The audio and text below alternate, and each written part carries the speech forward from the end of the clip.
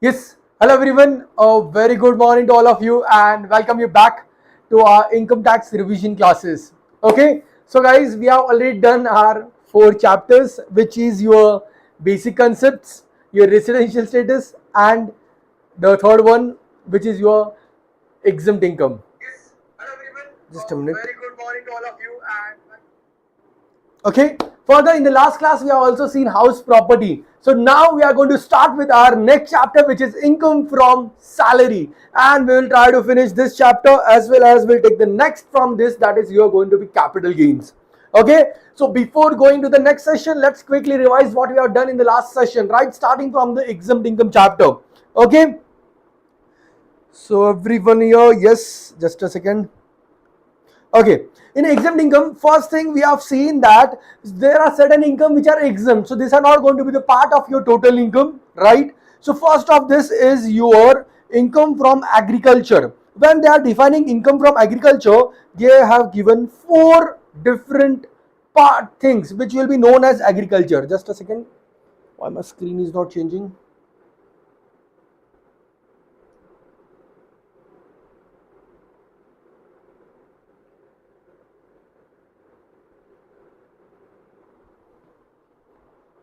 Yeah, it's there. So yes, there are four such income which will be known as agriculture income. The first of this is what, when an agriculture land is rented in India for the purpose of agriculture. The second one was when you do any agriculture produce. The third one was when you give a dwelling which is on agriculture land for rent. And the fourth and last one was from the income from the nursery. Now here when we are talking about agriculture produce, if you produce anything which is and do all the process which is necessary to sell it in the primary market, it's absolutely exempt. But if you do any further such process which change its forms, then it is no more exempt. So in this case what we do, we make it part taxable in agriculture, part business income and part agriculture income. Agriculture income is exempt, business income will add up to your PGBP.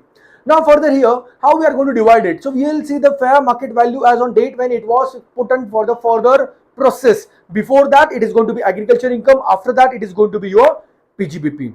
Further, government has given some regulations for such four businesses, four agricultural thing in which the percentage has been predefined. One is tea, coffee, which is 40-60. 40 business, 60 is your agriculture. But if the coffee is grown, cured, nurtured and grounded and roasted, everything is done, then in that case it is how much? 40-60. And sorry, and if coffee is only grown and cured, in that case it is 75-25%. And in case of your income from rubber manufacturing is the percentage is 35-65 percentage. Further, agriculture income is exempt, but when it adds to your other tax liability, it simply pushes your all the slabs upside. How does this and when does this happen? In the case, in the three situation: one, when the person is individual, HUF, AOP, BOI, specifically when they have slab rates. Second, income of agriculture is more than 5,000. Third is your situation when your non-agriculture income is more than basic exemption, respective basic exemption. In this case, if this happens, then you will calculate your tax from following these four steps. What are the five steps? Sorry. First step is tax on your total income, which includes agriculture income as well. Step 2, agriculture income plus basic exemption as it is. Step 3, we'll do tax on step 2. Step 4, step 1 minus step 3, and step 5 you will add cess to this, and this comes your final tax here. Everyone clear? So this we will do when these three conditions have been satisfied. Going further, the next part we have seen all different exemptions. One of them was HUF getting a member of HUF getting income from HUF. Second one was partner getting income from partnership firm, income from partnership firm in the share of profit, not salary. Okay. Third, we have seen when the remuneration is received by any foreign diplomat, if they give exemption to our diplomat as well. Fourth, we have seen in any foreign company employees working in India for only 90 days. Then we have seen any Bhopal gas victim compensation to them, any compensation from Supreme Court, state government, central government or local authority to the persons, even that is exempt. Further, what we have seen, yes, royalty to NTRO, and then educational scholarship, Sukanya Samruddhi scheme, maturity, and also the daily and competency allowance of our MLEs is also exempt. Further, any reward in case of artistic work or scientific work by government, and pension to the Paramvir Chakra, Mahavir Chakra or Veer Chakra holders.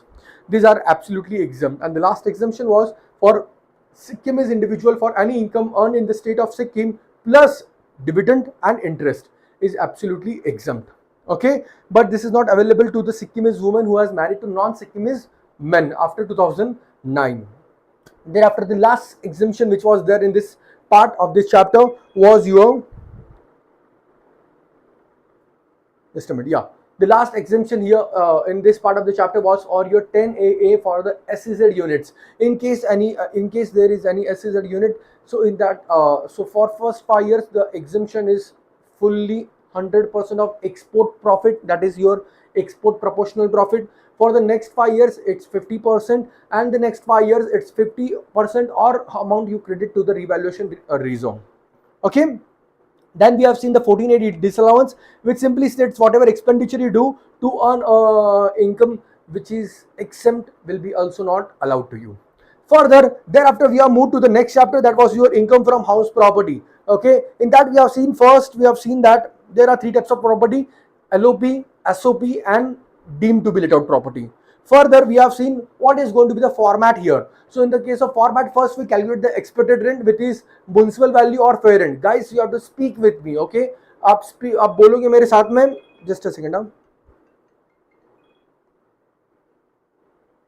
Very good afternoon. I'm speaking with Mr. Sumeet. Yeah. So here, guys, what I'm saying. Yeah. Please speak with me so your revision will be more helpful for you. Okay. So guys, what you have to do here is pay attention. First is your expected rent, which is municipal value or fair rent, whichever is higher, subject to standard rent. Second is your actual rent received or receivable, from which you will subtract what? From this you will subtract your irrecoverable rent if rule 4 conditions are prescribed. What were the 4 conditions? The tenant should be bona fide.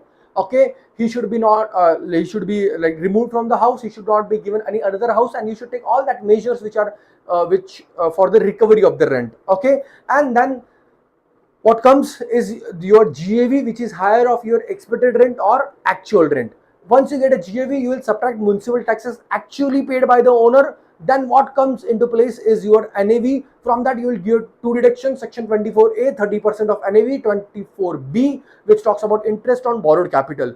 Interest on borrowed capital is limited for self-occupied property, unlimited for let out or deemed to be let out property. For self-occupied property, interest on borrowed capital will be limited to 30,000 if the house was purchased or a loan was taken before 1999. Further, if the loan is taken for any other purpose than construction and purchase. In case of construction and purchase and after 1999, the limit is 2 lakh rupees. And then final comes your income from house property. Thereafter we have seen different scenarios, in what scenario what to do. I'm just quickly revising the scenarios. The first and in the very most important scenario was when there are more than 3 properties self-occupied. So in that case you have an option what to do. We have also solved this question here.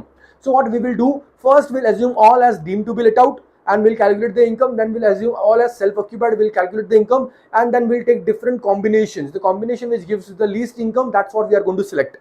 Further, if your house property is occupied for the part of the year and self-occupied for the part of the year, go normally, take expected rent for the complete period, actual rent for the only rent out period. If you receive any arrears, simply minus 30% from that as a deduction, and the rest will be taxable here.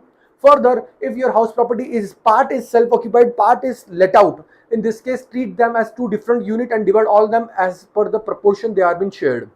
Further, if it is a joint property, in case of joint property, see whether the property is self-occupied or let out. If let out, solve normally, income is whatever there at the end, divide it among all the all the owners, and in case of self-occupied properties, calculate separately for all the owners. Further, if the property is vacant, that was another interesting case. In that case, you will write the equation: expected rent, which is nothing but municipal value or fair rent, whichever is higher, subject to standard rent. You will write actual rent, received, receivable, and you will write vacancy period ka rent as well. If your expected rent is higher still from the other 2, your GAV will be expected rent. If your other 2 are higher, your GAV will be only and only actual rent. Okay, so I feel the maximum cases also I have covered. Yeah, if the property is self-occupied, then obviously the NAV is directly going to be 0. That's what there as well. Okay, Is there anything remaining? Yes, guys, do you have any question here?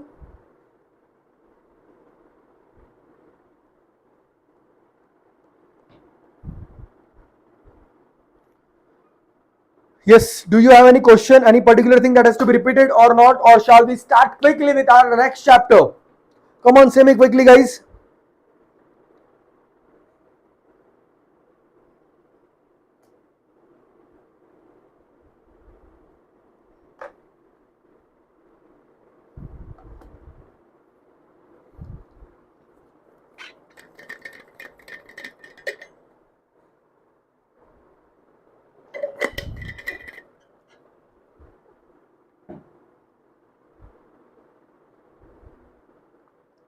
Come on, everyone, say me.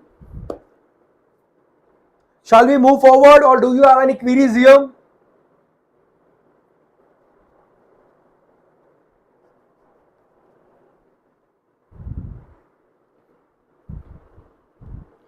Ari, say me yes or no. How I will understand?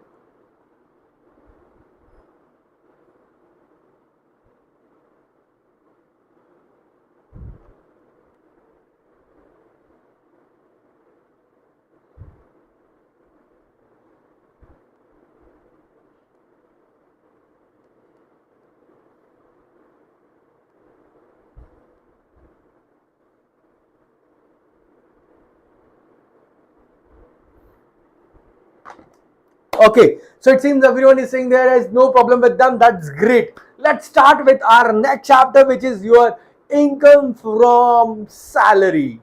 Okay, so this is going to be very interesting for you all because obviously once you are all chartered accountant, you are going to earn lots and lots and lakhs of millions and thousands of crores of salary with you, right? So how you are going to do the taxation of this salary, that's what you are going to learn in this chapter. Very important, very interesting, and it's a bit mechanical. Okay, so there has to be not so much of intelligence has to be poured into the chapter, as it is very mechanical. You put your figures into the formula, your answers is out.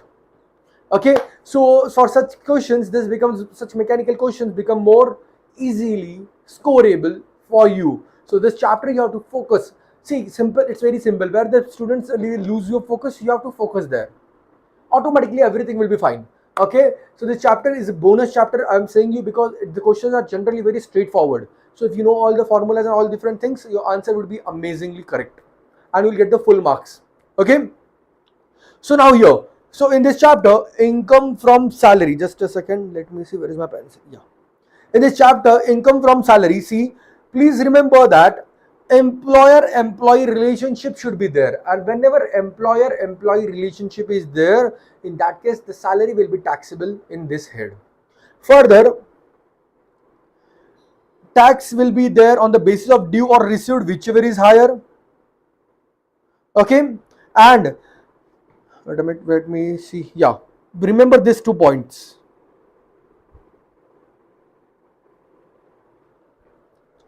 If any person surrenders his salary to the central government, तो भाई ने पूरे salary government को दे दी है, तो उसके ऊपर tax कहाँ से आएगा? ओके, बिकॉज उसने 10-20% टैक्स नहीं, पूरी सैलरी दे दी है. Okay, further the salary received by partner from partnership firm will be taxable in PGBP. Please remember this. Whatever salary is received by a partner in a partnership firm will be taxable in PGBP. It won't come under this head. And share of profit is exempt. Further, the salary received by MP MLA, which you have answered me in the last class, will be taxable in IFOS, and all daily allowance to them would be exempt.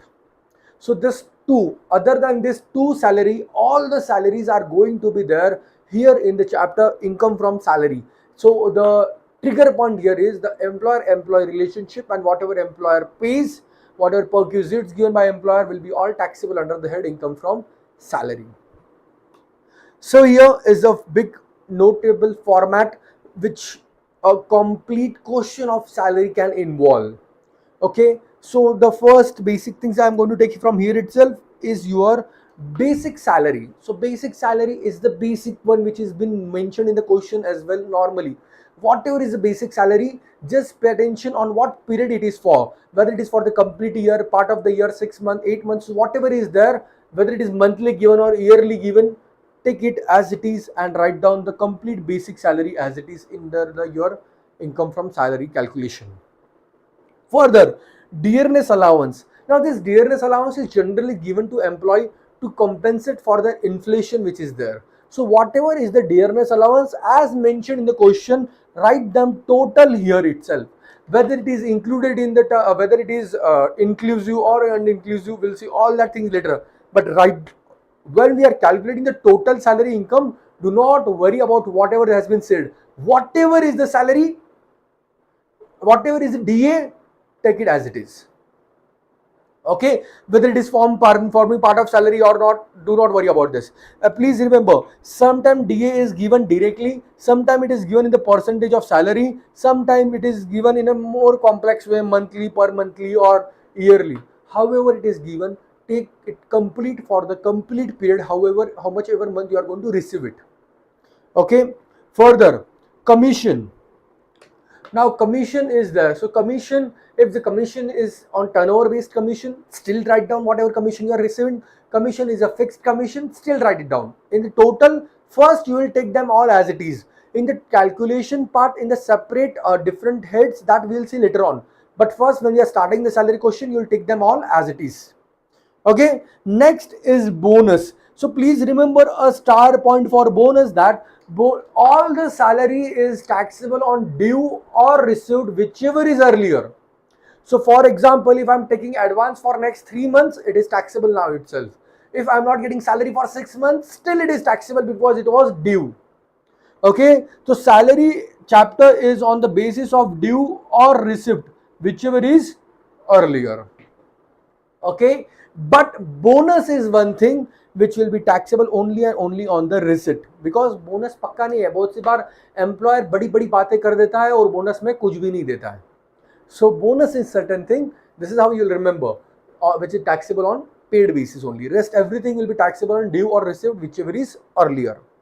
Further, advance salary arrears, whatever advance salary you get, just example I have given it to you, it will be taxable in before whenever you receive it.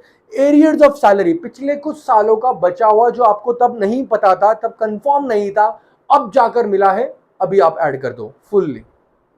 Okay, what to do here? There is one what we say rebate, you get it here. We'll see it later on. Next is your gratuity, pension, leave salary, allowance, prudent fund, voluntary retirement scheme, superannuation fund, retracement, compensation, perquisite, which we will start doing individually. Okay, so everyone clear till now?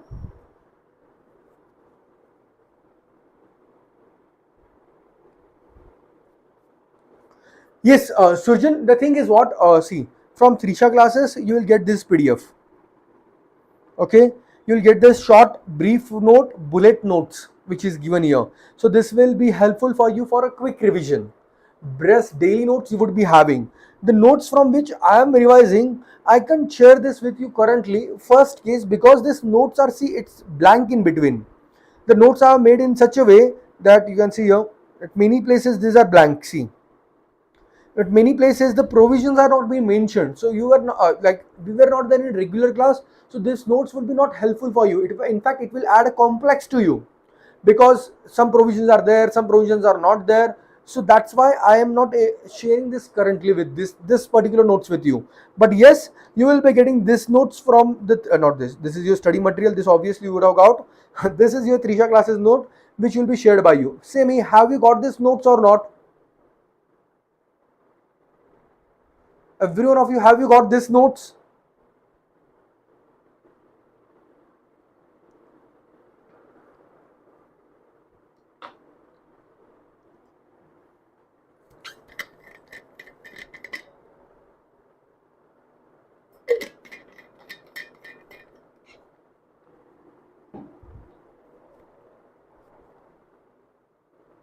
Okay. Okay, yeah. So you just refer that notes for now. The purpose there is no problem for me to share these notes, but this will really add a complication for you. It will confuse you much more than solving your thing. If you like any particular diagram, particular shortcut, particular summary here, ask me to stop. I will stop for a minute. You take a screenshot. Okay, you ask me, sir, please wait. Let me take a screenshot. Just message me. I will go on that summary. I will let you take a screenshot. So that would be right for you, but giving these notes would be a bit problematic for you at your end itself. Okay, so if you want to take any particular diagram here, any particular flow chart from here, from this what I'm teaching you, please let me ask me, sir, wait for a screenshot. I will give you, so you can take a screenshot of that quickly. Right now there are certain things which you may require to take a screenshot. Just let me know in the message, I will wait for you. Okay, chalo now the most interesting parts of the salary comes here into picture. Okay, before starting this, same one thing, what do you feel about salary chapter? Is it simple or difficult? Yes. Okay, so guys, everyone, for the Trisha classes notes, which if you haven't got it, check the link in the description. The note link is there. That's what Shiraksha has shared with me. So everyone, check the link in the description for the notes of Trisha classes. And in the meantime, let me know what is your view of the salary chapter. Is it easy or simple or difficult? Easy, simple, तो एक ही बात हो गई है.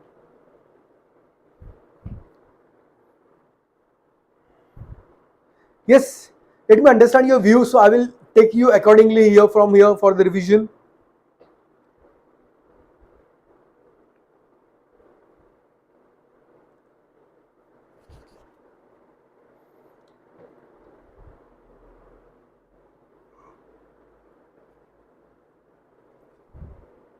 More to remember. Yes, correct.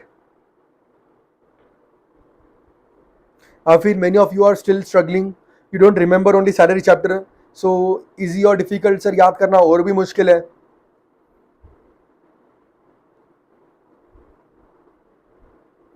Okay.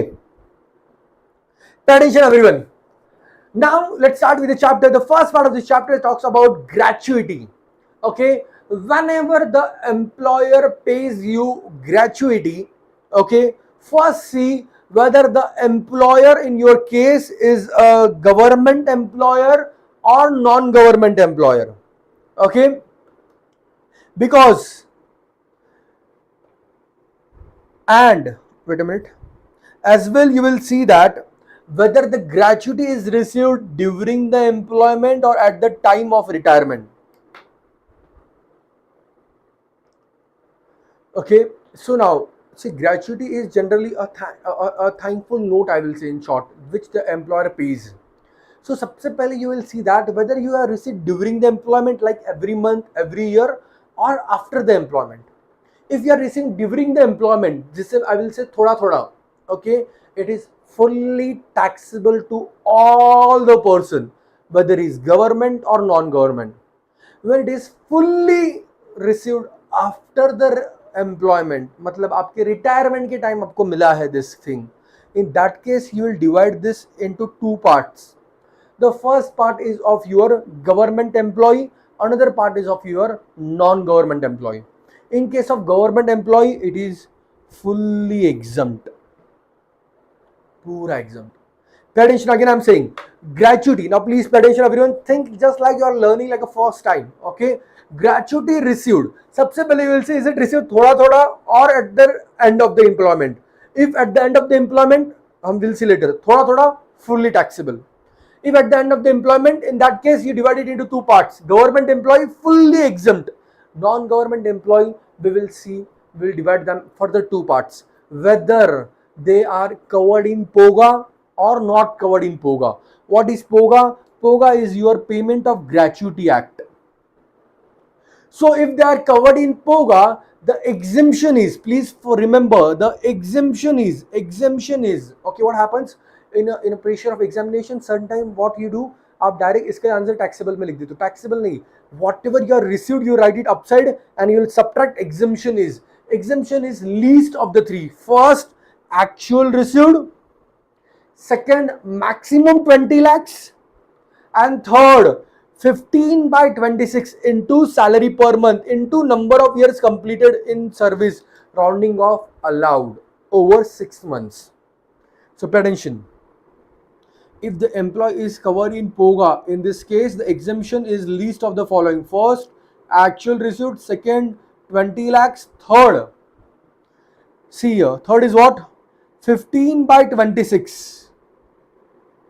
मतलब in short, आप half month ले रहे हो संडे को हटाकर, हाफ मंथ कितना होगा 15/30, 4 संडे हटा दिए कितना होगा 15/26 into salary per month, okay, into number of completed years, and round off is allowed. Round off is only when allowed when excess of 6 months. If it is 6 months, do not round it off. If it is 7 months, round it off. So whatever will be the lower of this, that's what going to be your exemption. And if he is a non-POGA employee,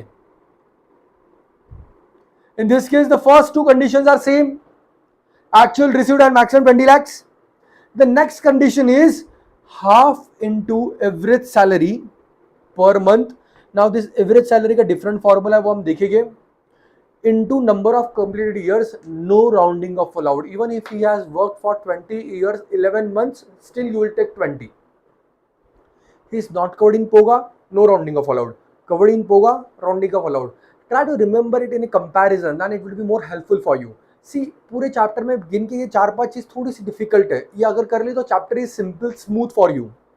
So what you have to do is now, once you take a screenshot of this, what I have done here, or whatever in whichever way you have learned, and post it, stick it somewhere near your mirror or somewhere near where you do brush.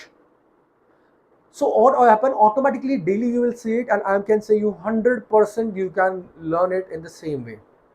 Okay, so now here, what is salary per month in case of POGA employee?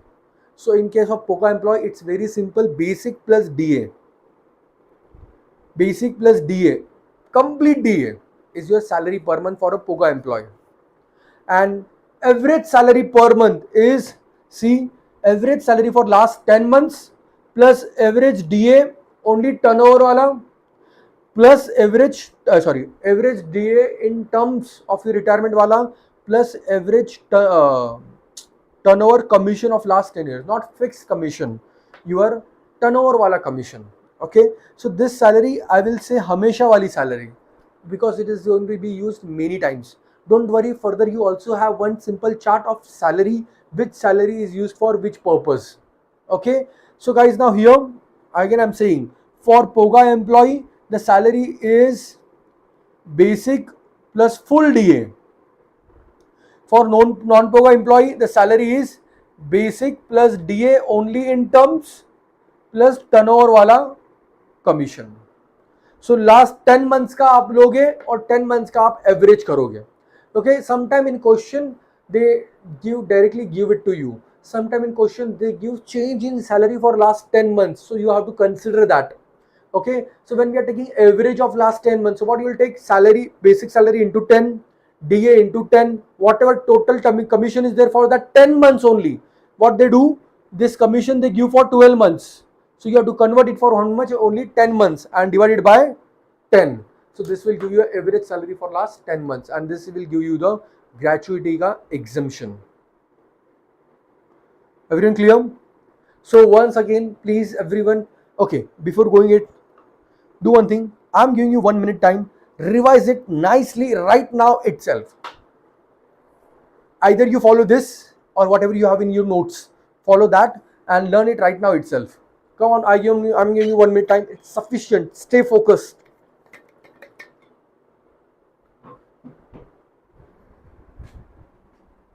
Let's finish each of deduction here itself in the class.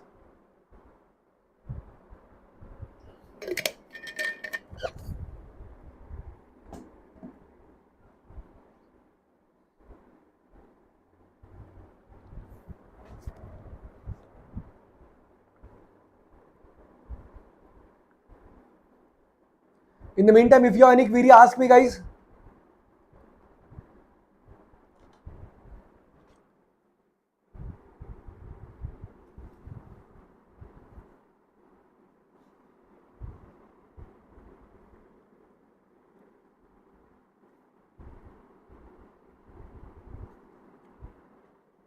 Done, everyone?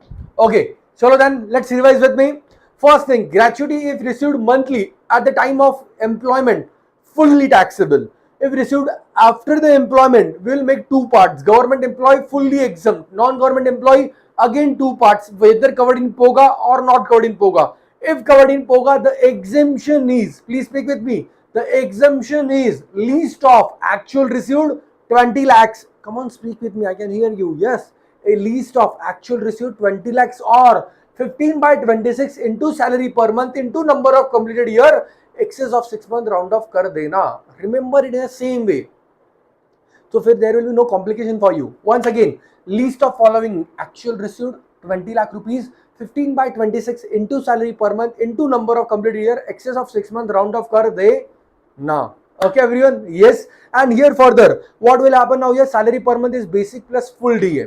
If he is not covered in POGA, in that case, your exemption is list of the following. Again, actual received 20 lakh rupees or 1 by 2 into average salary of last 10 months into number of completed years. No rounding off allowed. What is average salary here for last 10 months? Is our hamesha wali salary, which is basic plus DA in terms plus turnover wala commission. Everyone clear?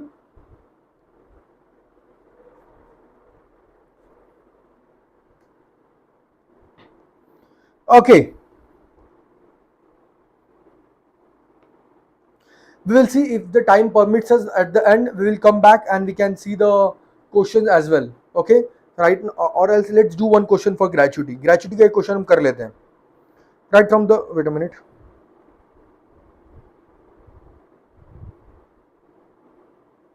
Yes. Let's do this question, guys. Everyone.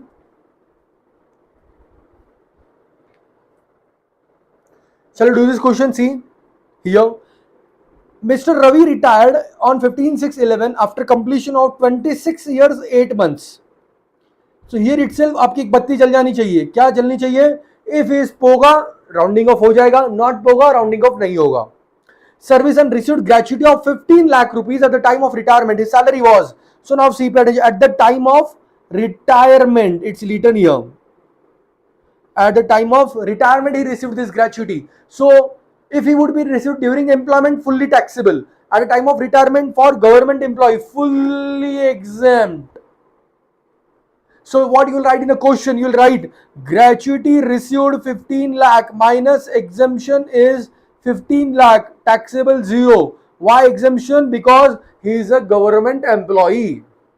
Okay. Next case, if he is covered in POGA. So guys, if he is covered in POGA, the exemption is, again I'm saying I'm pressurizing this thing. Exemption is first actual received, which is how much? 15 lakhs. Second 20 lakhs. Third, chalo, let's do the exercise. In case of POGA, how much is the salary? 15 by 26 into salary per month plus DA fully. So guys, what's your salary per month? 50,000. DA total लेंगे हम 10,000. So what this comes to? This comes to 60,000 into number of completed years. Round off कर देना. So round off चलेगा, but about 6 months only. Is it about 6 months? Yes. So how much we'll do it here? Multiply. We'll multiply here 27. Can you say me what is the answer of this bracket, guys? What is the answer of this? It's 15 divided by 26 into 60,000 into 27. So this comes to 9,34,615. Least of this is exemption. So what would be exemption amount? This much. So you'll write it gratuity received 15 lakh minus exempt as per working note number 1 9.34 lakh. Therefore taxable would be 5.65 ... lakh. Everyone clear? Okay. Now if he is not covered in POGA, he is covered in POGA, not covered in POGA. In this case, what would be the exemption? Yes. What things you take under the, now what would be exemption, guys? Again, first actual received, which is 15 lakh. Second, maximum 20 lakh. Third, what is third here, guys? Half into average salary for last 10 months. So salary haven't been changed here. So what would be a salary here? 50,000 plus 10,000 nahi, 10,000 ka 60% only, right? Because that's what is only getting the part of the retirement benefit plus 1% turnover commission. So is commission fixed or turnover based? It's turnover based. Then it is allowed to take in the salary. See how much commission is given, 1% of and sale is 12 months का 1 crore 20 lakhs. हमको कितने months लेने हैं? हमको सिर्फ 10 months का लेना है, right? So accordingly you will take only this for the 10 months and you'll do the average. So 50,000 into 10, this 10,000 into 60% into 10 plus 1% into 12, 1.2 crore upon 10.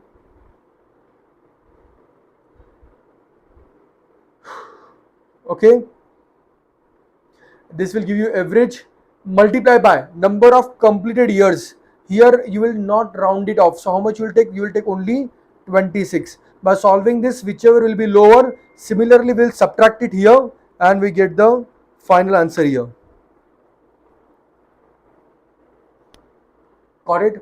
So this is how you are going to solve the gratuity ka question. Everyone clear?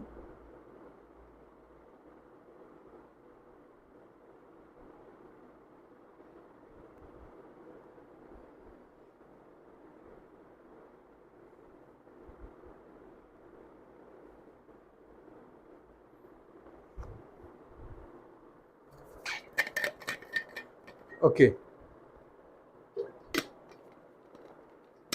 Yes, everyone, thanks for your answers.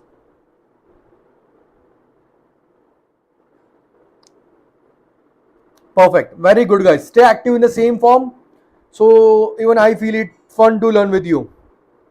Okay, next thing is your pension. So gratuity is the most difficult thing. Rest everything is quite simple here in this chapter.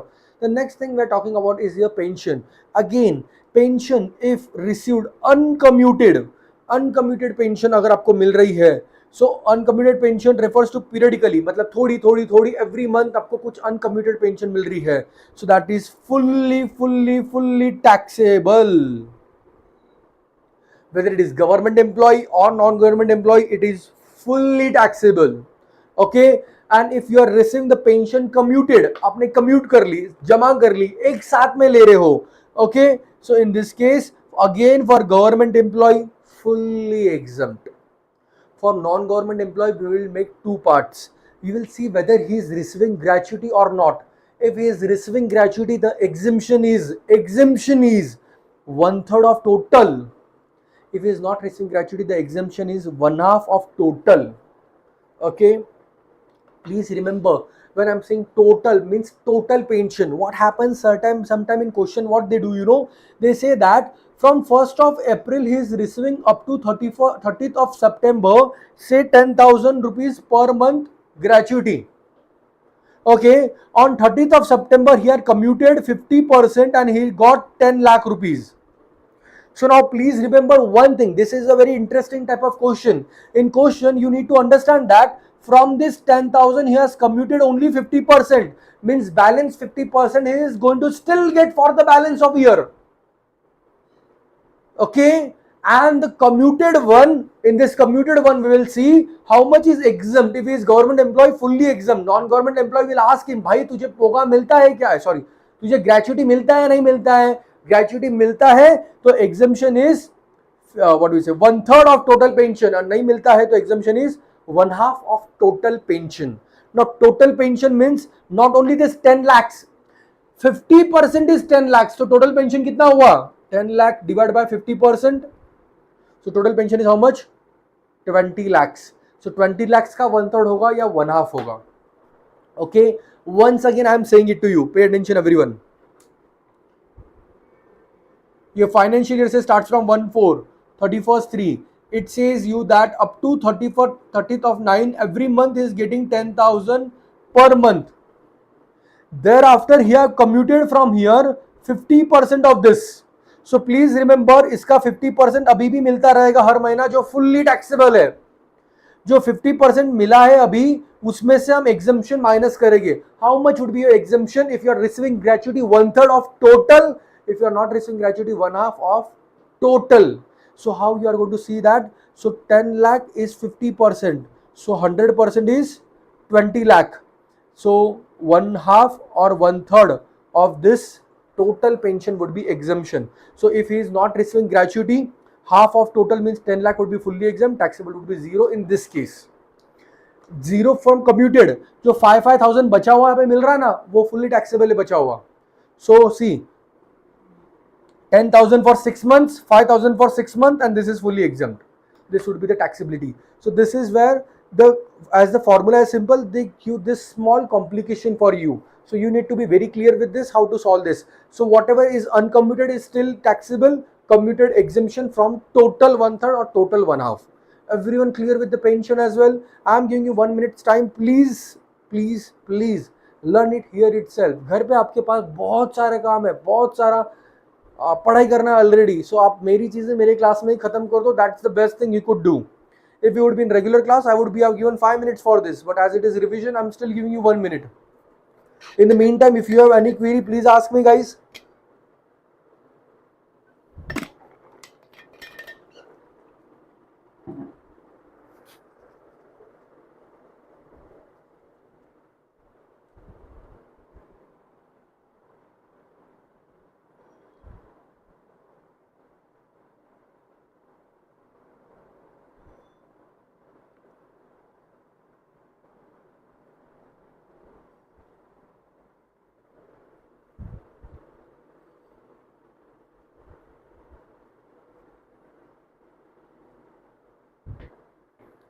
Everyone, will you remember the same? Very good. Let's go to the third part, which talks about leave salary. Again, this leave salary, what happens if the company generally allows you to take certain leave, number of leaves in a year.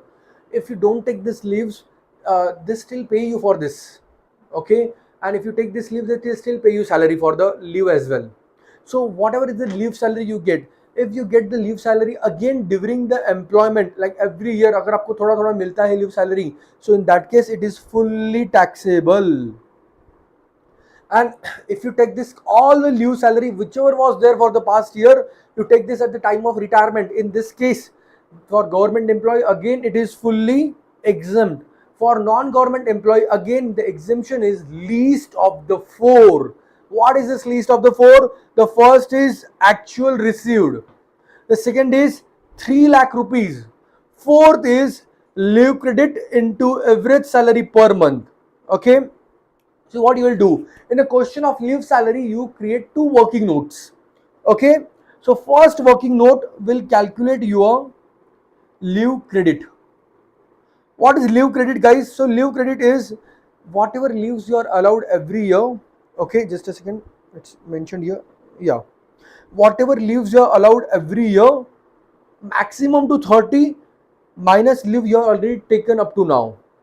Okay, so say for last 10 years you were allowed 20 leaves, 20 into 10, 200, say 150 you already taken, so leave credit is how much? Only 50. Say leave credit was allowed 45, but you will take maximum how much? Only 30. So working note number 1, you will calculate leave salary. Working note number 2, you will calculate average salary. What is average salary? Again, average salary here is your hamesha wali, that is your basic plus DA incomes plus turnover wali commission, just like your non-boga employee.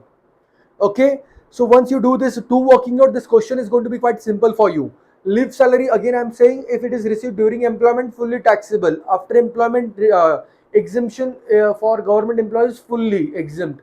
For non-government employee, it is least of the four. The first in this is your actual receipt, second is maximum 3 lakh, third is working note number 1 into 2, fourth is 10 into 2. Working note 2 matlab. See, this will automatically give you answer, and the list would be your exemption. Just go through it once, guys.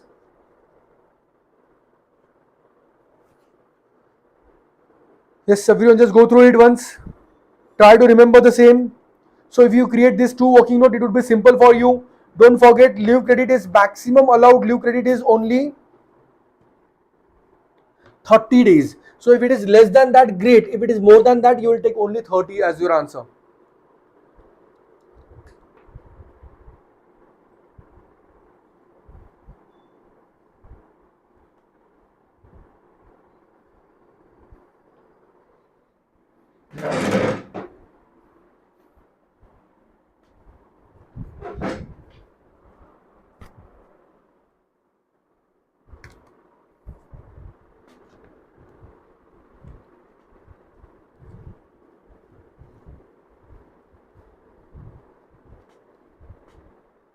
Yes, everyone clear about it?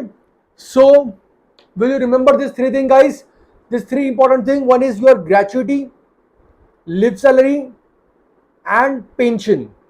Okay, all these three, if received during employment, fully taxable. If received at retirement for government employee, fully exempt. For non-government employee, आप gratuity के दो part करते हो, pension के भी दो part करते हो, लिव सैलरी का एक ही के चार पार्ट है. One is actual received 3 lakh rupees, working note 1 into 2, working note 2 into 10.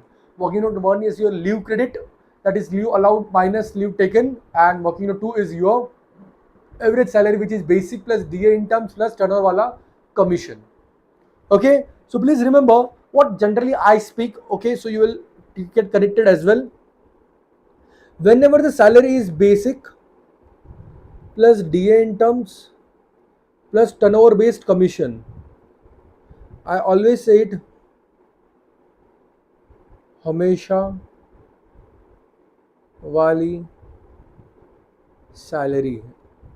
Okay, so you to keep some word like this, because generally this salary is always there. Okay, and what will happen, guys, this will help you to reduce your load from all other chapters, from such a huge discussions here. So here we have finished three things. One is gratuity, we have done pension, and we have done live salary.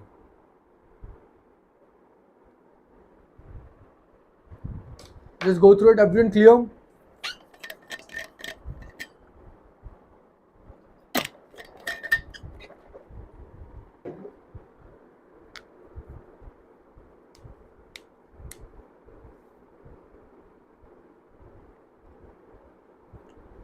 Okay, now further, the next is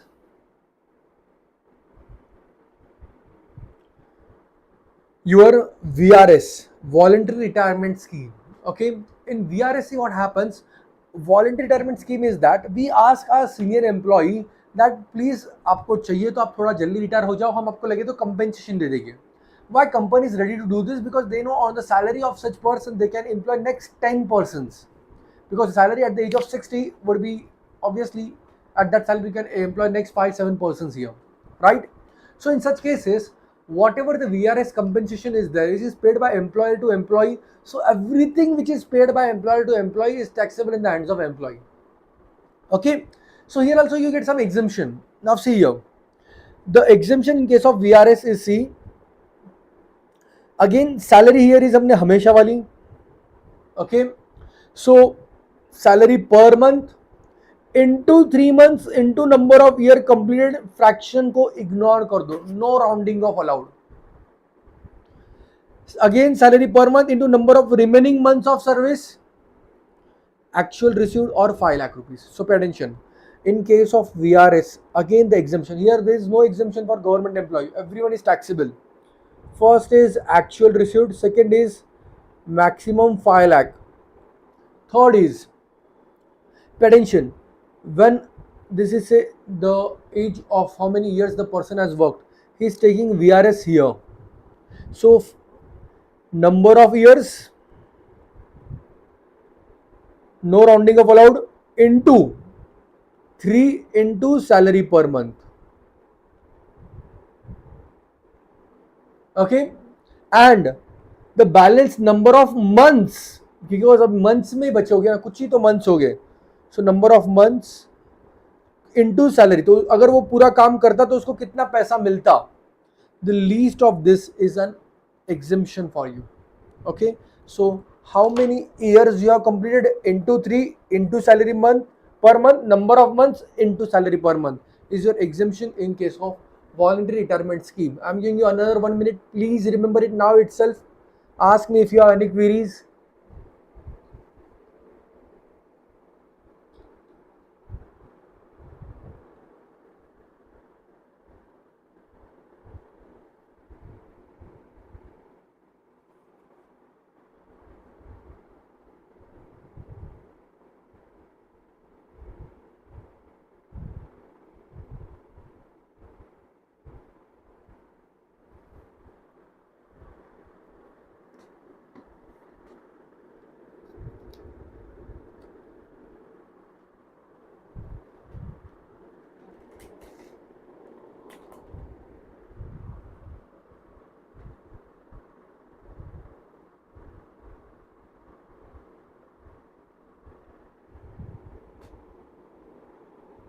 Done? Okay, let's go to the next. Retrenchment compensation. Okay, it's the last. Okay, here what happens, we ask you to leave our company and go to some else company. So in this case also we give you retrenchment compensation. Whatever compensation you received, exemption would be least of the following: maximum 5 lakh, just like the bonus, just like the VRS, and it is just like the POGA non-POGA employee, POGA employee 15 by 26 into average salary for last 3 months into number of completed years, rounding off allowed if it is excess of 6 months done. Okay, so see, if you remember it in a sequence, guys, so it would be more simple for you. First we done gratuity, a bit simple was pension, which was dependent upon gratuity, then it was leave salary, then we have gone to this two thing, which is your VRS and retrenchment compensation, which are sort of same, so both have limit 5 lakh rupees. Okay, and this retrenchment compensation, how things derived from POGA. Yes, try to remember this as well. So just draw this all the different charts on some of your on some of your pages and stick it somewhere near your mirror or your brush, wherever you do brush in the morning. I'm saying you guarantee it would be more simple for you. This chapter would be very much scoring for you, because that's what I have done when I was in my C intermediate as well as in final, because in final so you have same chapter, and in fact in final no one teaches you salary. The assume it you have done nicely in the income tax in your intermediate.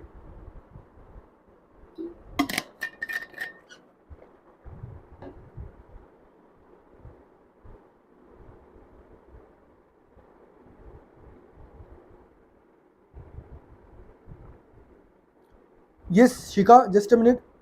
What you're asking? Live salary 30 days. Acha, this are you asking for leave credit? Okay, I will just say you. Don't worry. Now see, we are talking about leave credit.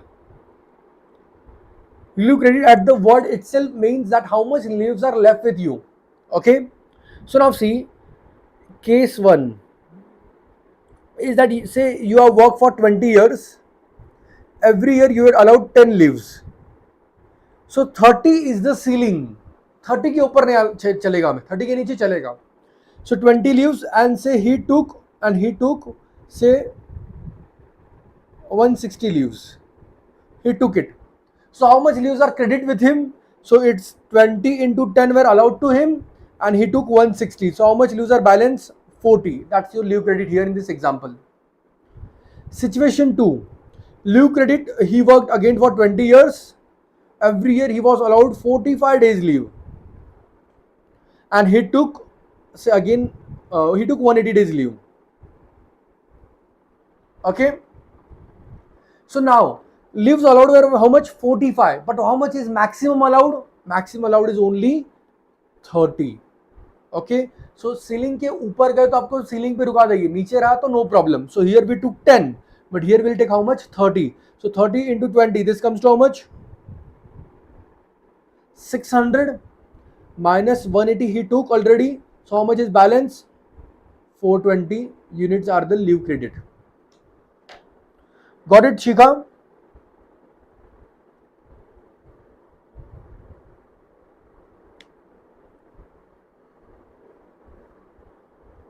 Okay.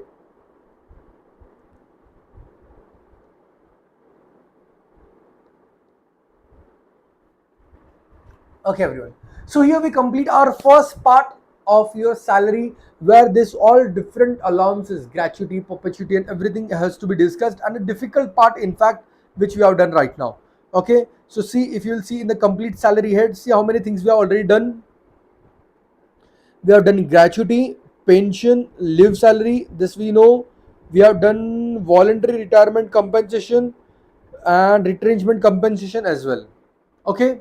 Now let's go to the next part of the chapter, which talks about different allowances. This is a bit simpler part, right?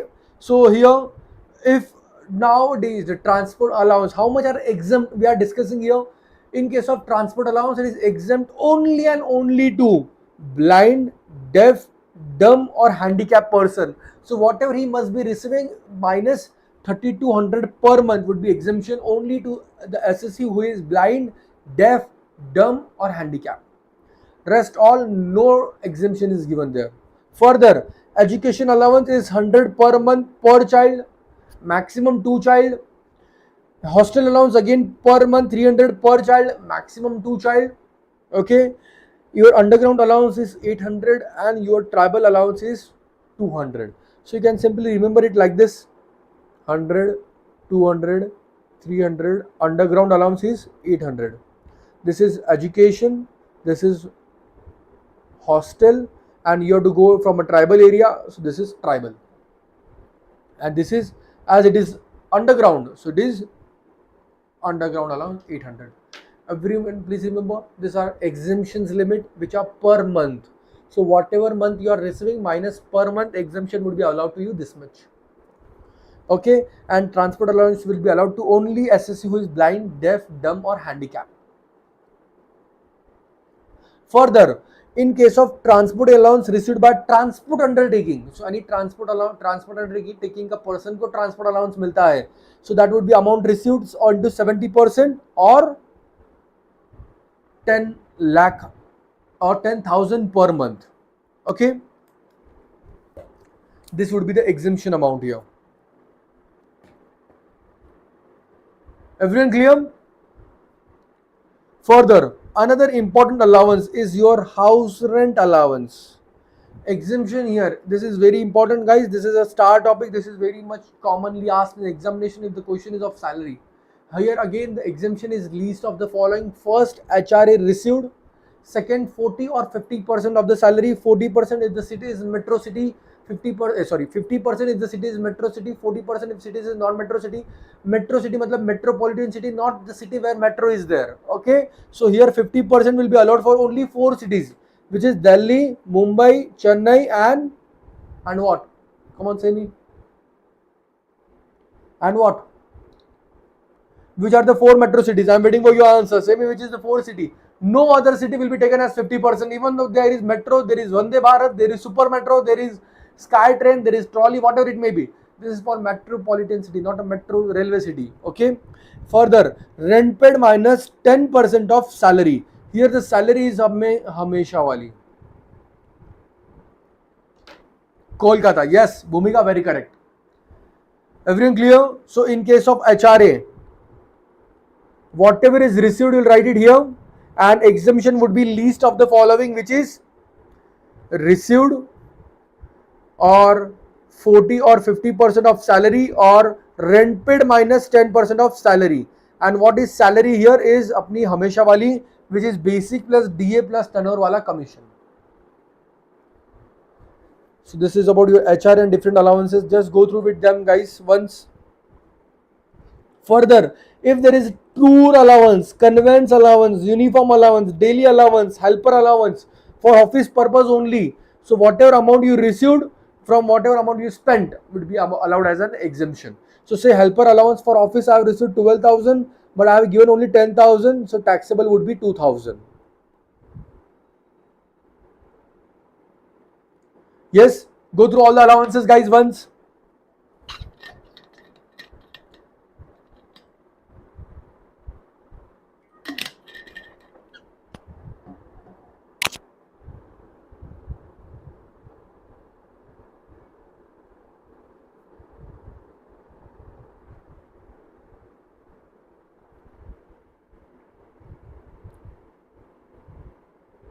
Okay, next, these are special allowance guys for military and such person. This you have to read as it is, as there is nothing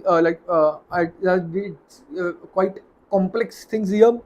For special hill compensatory 800 to 300, high altitude 7,000 for Siachen per month, border area allowance, this can depend, compensatory modified field allowance. So these are all things.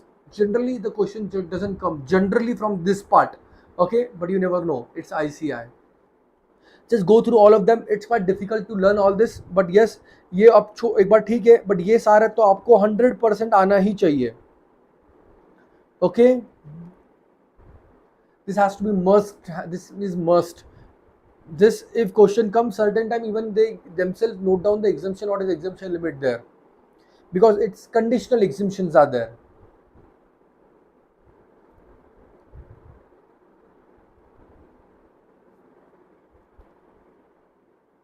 So see, this is an exemption summary. You can simply remember certain things which are fully taxable, partly taxable, and fully exempt. There are also some exemptions which are fully exempt, like allowances to High Court judge, allowance to UNO people, compensatory allowance received by a judge, sumptuary allowance received by a judge, allowance to government employee outside India. So this we have already learned. Outside India, if we see, if you pay salary outside India, it is deemed to be accrued in India, so that salary will be taxable here. But whatever allowances they get there, that will be fully exempt for such person who are working outside India and paid by government of India. Okay, and daily constituency allowance to IFOS mein jayega, that will see there. So just take a screenshot of this or and read this carefully. I will be just back. I will just bring my charger.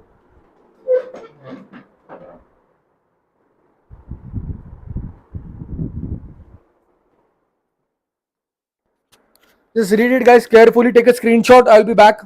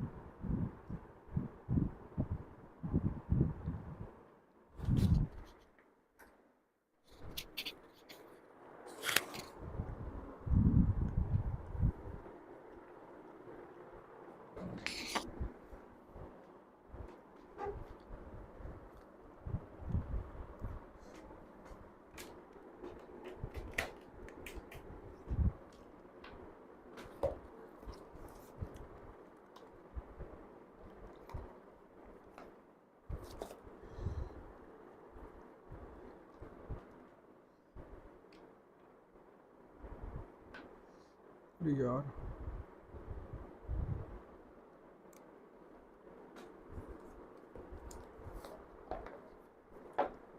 Where is the clip?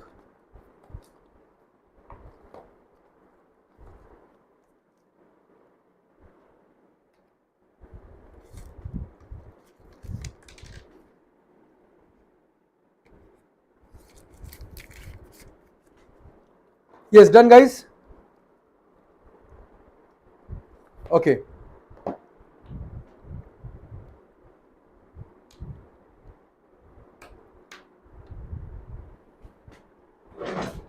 Yes, let's move further. Okay, now let's discuss the next part here, which talks about provident fund. So here now in the provident fund, there is four different aspects. Okay, this is not working. Okay, one aspect is that you have the employee.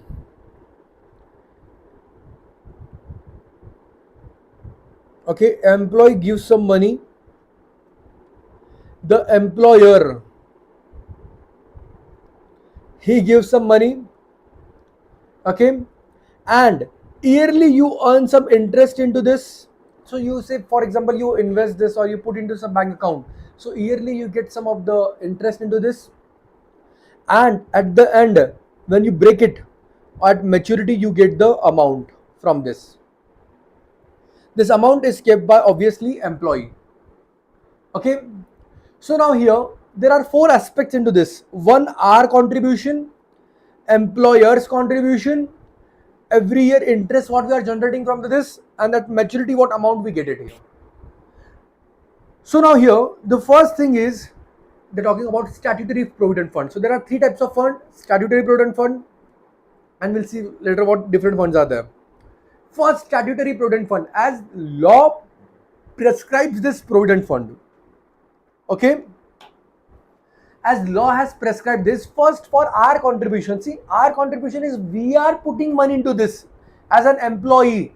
So as an employee, if when you are putting money into this, it's in fact your expenditure, so ignore that. Okay, whatever employer puts the money into the account, which is at the end coming to you, but it is exempt as the fund is statutory provident fund.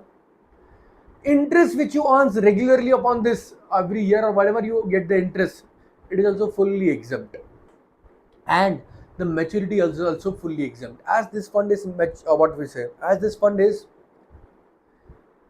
statutory provident fund, all the things are exempt. Next is recognized provident fund. In this case again, your contribution is ignored as it is your in fact expenditure. Next, employer का contribution is exempt up to 12% of हमेशा वाली salary. Okay, basic plus DA income plus turnover वाला commission. Interest which you earn is exempt up to 9.5%, and whatever you get at the maturity is fully exempt. So here what happens, as the provident fund is recognized, some limitations have been kept. Employer contribution up to 12%, आपका what we say, interest up to 9.5%, and maturity is fully exempt.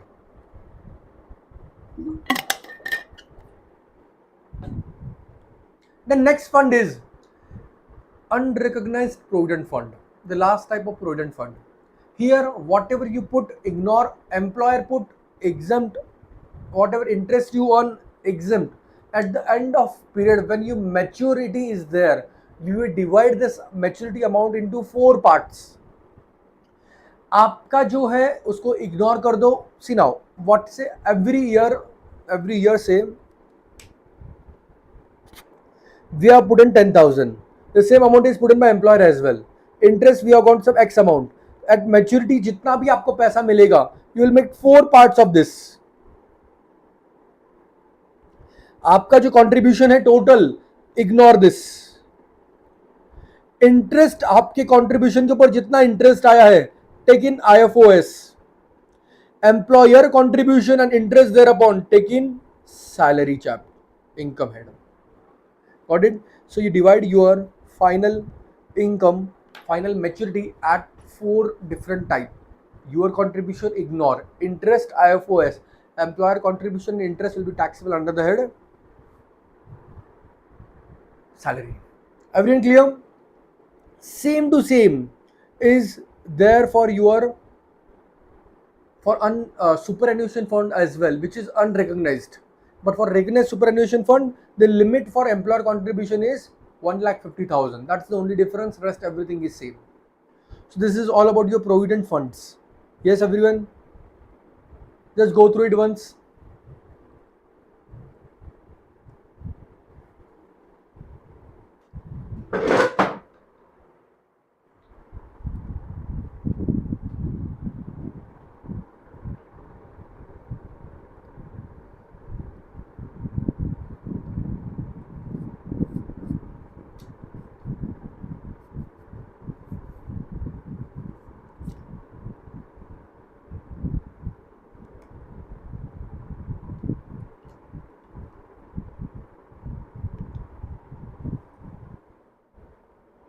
Ask me if you have any queries, guys.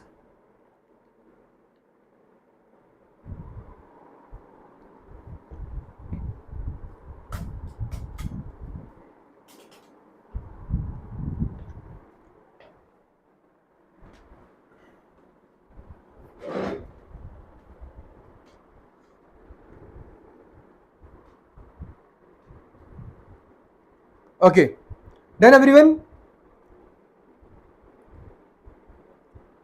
So that was about your provident fund. Let me quickly revise it for you. So in case of statutory provident fund, everything is exempt.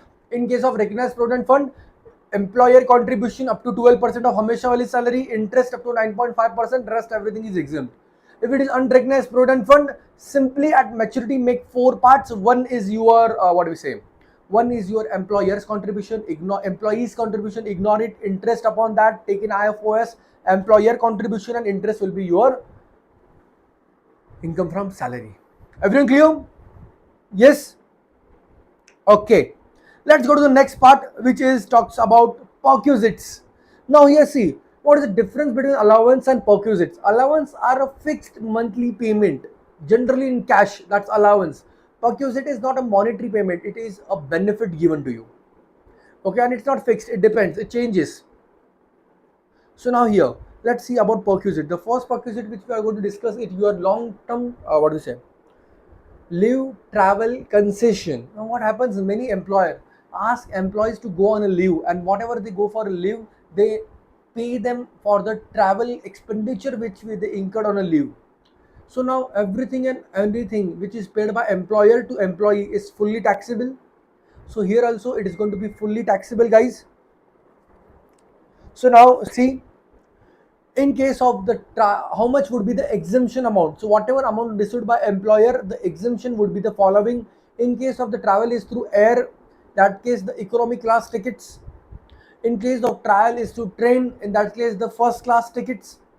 In case the travel is through bus, where so the travel ticket of the bus, if you recognize transport facility, or else for same distance how much first class car railway would cost, that much is the exemption amount. Okay, so please remember, also this exemption is allowed to father, like the spouse plus 2 children. But if now here there is some more complication in terms of children, pay attention. If the first child is single and the next child is twins, this is allowed for all three. If the first child is twins, next child is single, and so on it may be, it is allowed only for two. If the first child is single, second is also single, third is also single, fourth is also single, still it is total allowed is only 2. Everyone clear? So spouse plus 2, this 4 people can get this leave travel concession wala exemption. In short, you will remember hum do hamare do.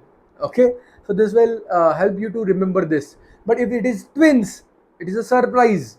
In that case, you can allow it to 3. Everyone clear? Okay. Next perquisite is about medical facility.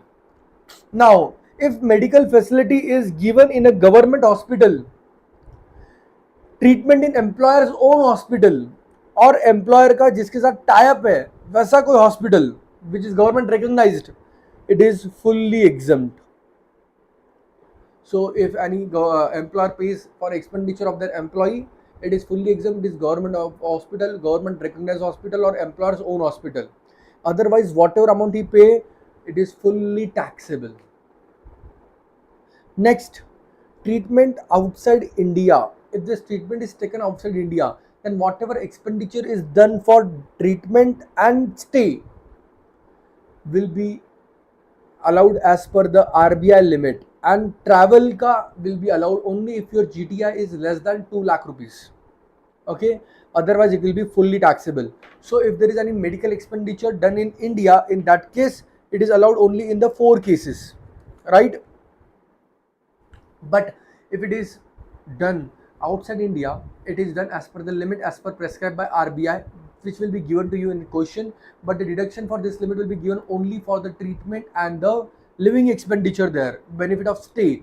But travel expenditure has to be beared by you if your gross total income is more than 2 lakh rupees. Everyone clear?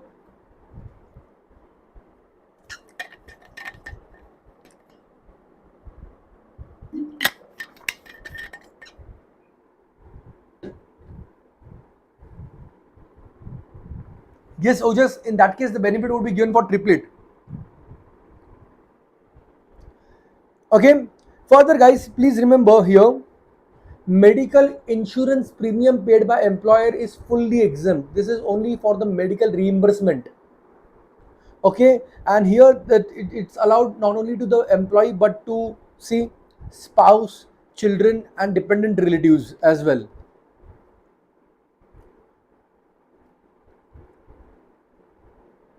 Yes. Next part is loan given to employee at a concessional rate. So we will check this SBI rate and your rate, whichever is the difference, that is the perquisite in the hands of employee. So for example, State Bank of India is giving rate loan at 10%, employer is given as 6%. So 4% is the benefit received by employee. So this will be taxable in the hands of employee as it is a perquisite. Next, gift. If gift is in cash, fully taxable. Please remember this. If the gift is in cash, it is fully taxable. If the gift is in kind, if its fair market value is up to 5,000, it's enough. Above 5,000, it is fully taxable.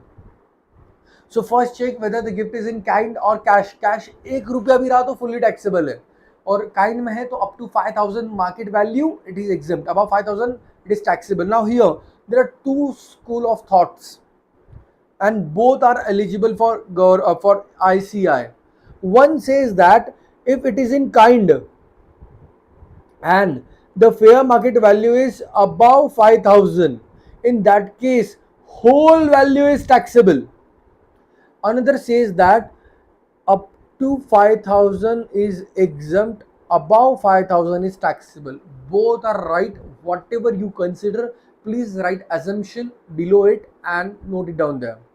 Okay, but generally what happens, ICI in the main answer they take it only like this, not up to wala thing. और नीचे assumption में लिखते हैं कि you can also solve it in another way by taking up to 5,000 as a non-taxable. So please, I will suggest you can go for anything. I will suggest go for this, because what happens if checker also gets the same answer sheet, right? So what happens in the initially what is written correct, वो generally वो ही देखता है. It may happen कि वो सिर्फ ऊपर का ही देखे, नीचे का देखा ही नहीं कि ऐसा भी assumption दिया हुआ है. So I will suggest go with this. Above 5,000 fully taxable, below 5,000 fully exempt. Okay. Next, if they receive any employee stock option, in this case again what would be the fair market value minus issue price? The benefit, the net benefit received by employee will be fully taxable in the hands of employee under the head salary. Okay. Further, there has been amendment into this last year, which says that fair market value will be taken as a date of option exercised by employee. तो जब option exercise करेंगे तब की हम fair market value लेंगे, और generally taxability will be on the date of exercising option.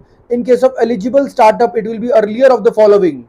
So generally it will be on the date of exercising option, but in the case of startup, it can be 48 months from the end of assessment year, selling of such shares, or leave the employee for such who have received from whom you have received such ESOP. Whichever would be earlier from this would be your taxability point. Okay. Yes. Any queries so far, guys? Anything you want to be specifically repeated?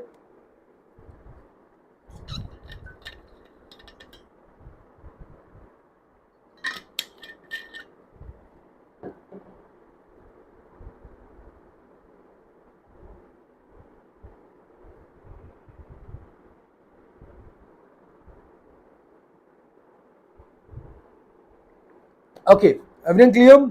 Perfect.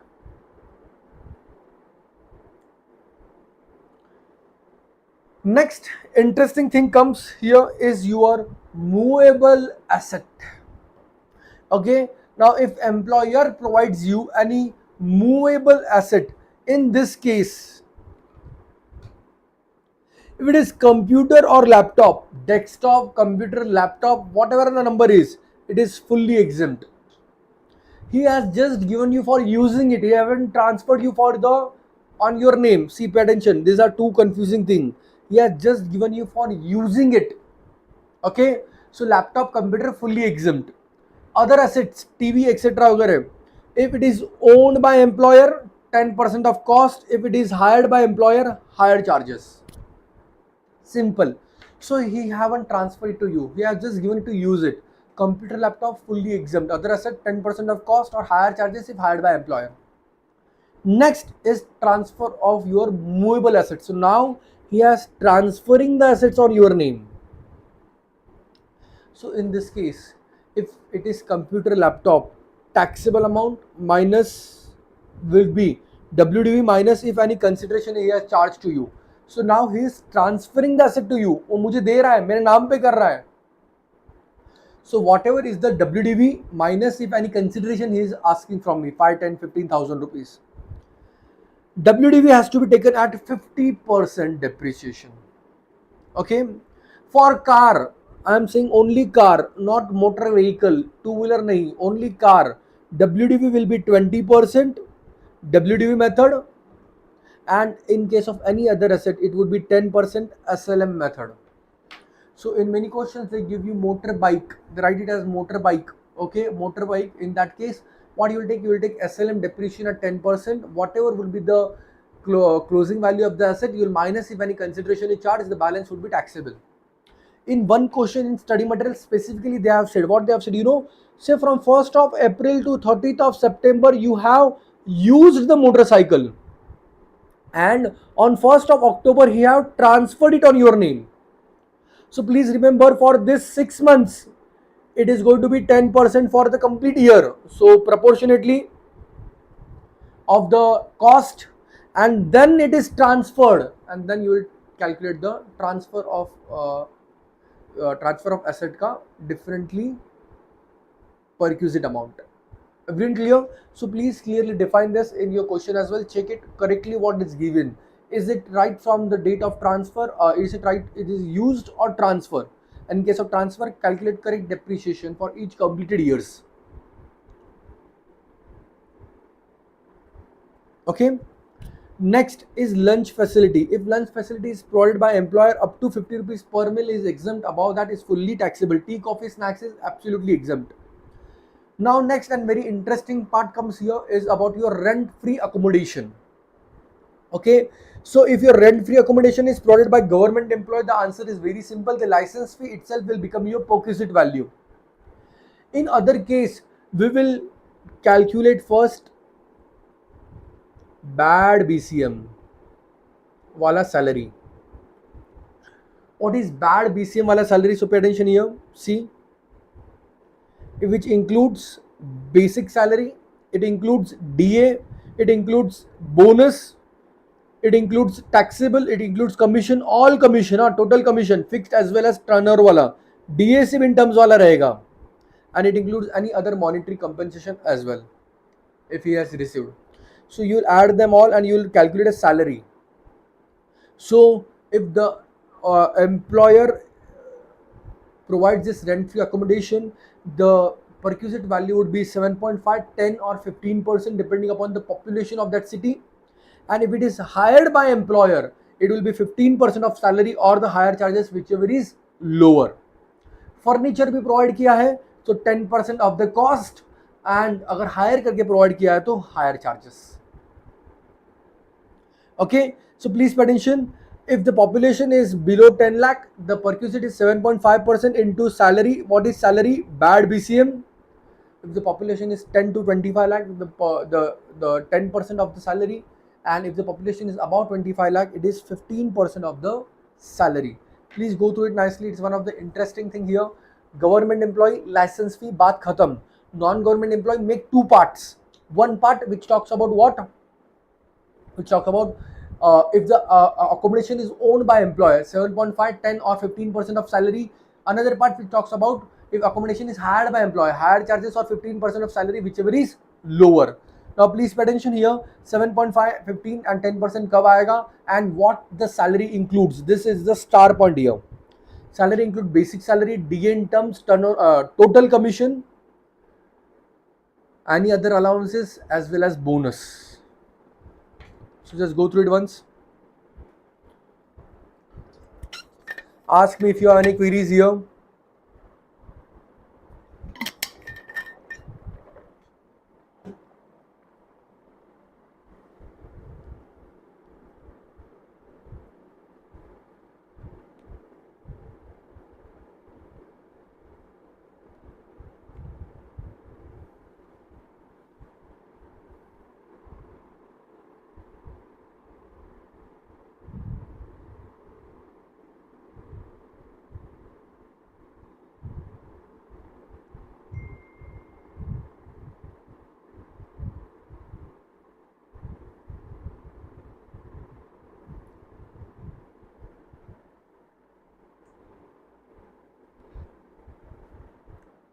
Done. Next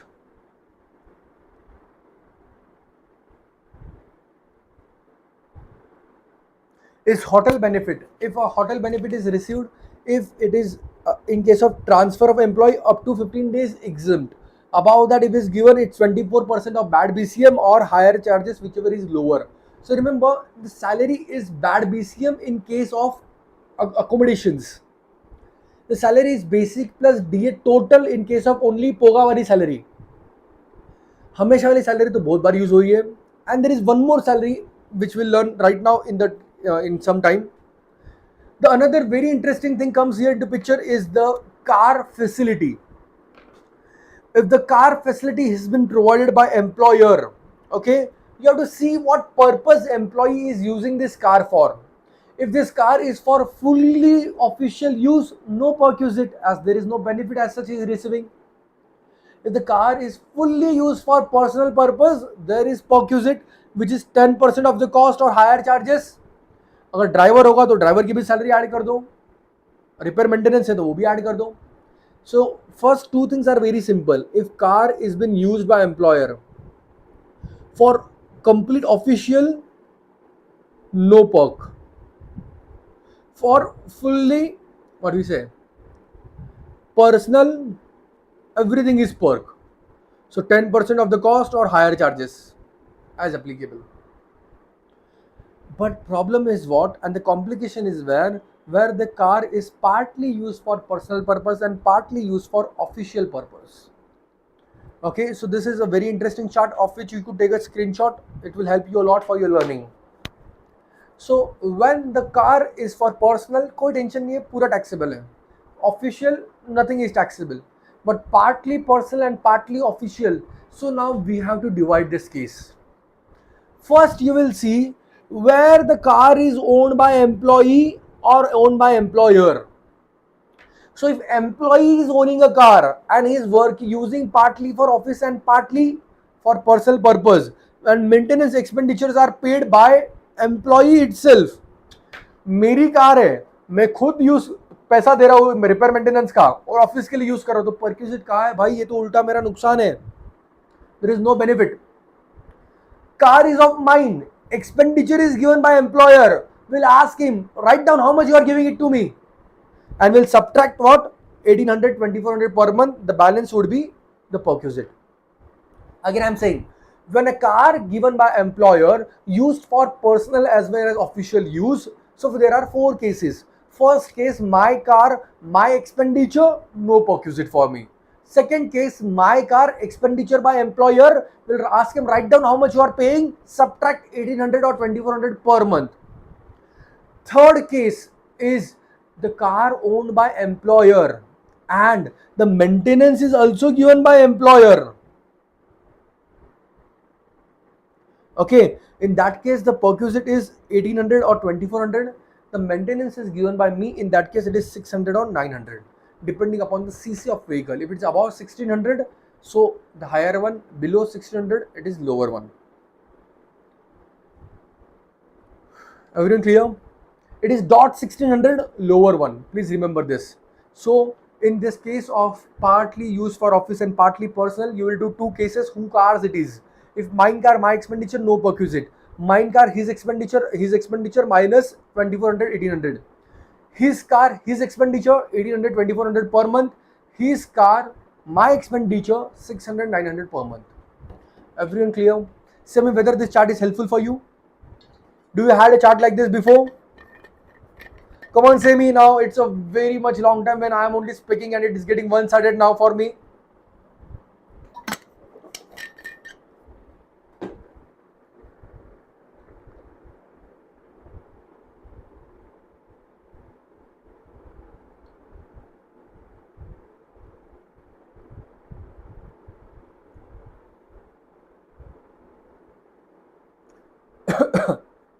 Yes, everyone, please speak to me.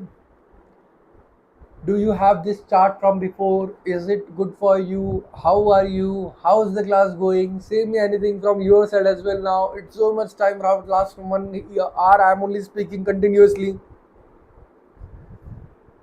हाँ, Bhumika said clear, sir. Thank you, Malika, for the usefulness of this chart.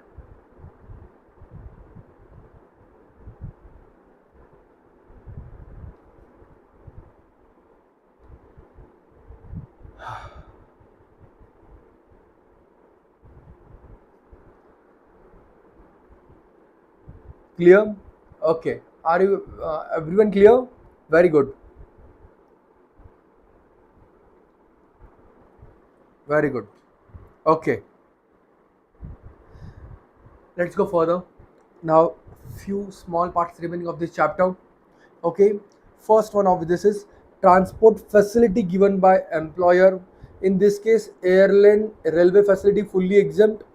Other, it is fully taxable. Okay. For transport company employees only. Okay. Yes. Thank you, Malika. Education facility for employee. Now please understand, education facility for employee in this case, if it is for employee himself, so say employer के school में मुझे खुद को admission दे दिया है, it is fully exempt. Okay, it is given for my children, it is exempt up to 1000 per month. So if the benefit is received above 1000, you'll write it down, you'll subtract 1000 per month and the balance is going to be taxable. Okay. Further, for other relatives, it is fully taxable. So if it is for your children, it is exempt up to 1000. If it is in employer's own school college or a tie-up wala school college, for me it is fully exempt. Okay. Further, gas, electricity, water supply fully taxable. That is, it is perquisite.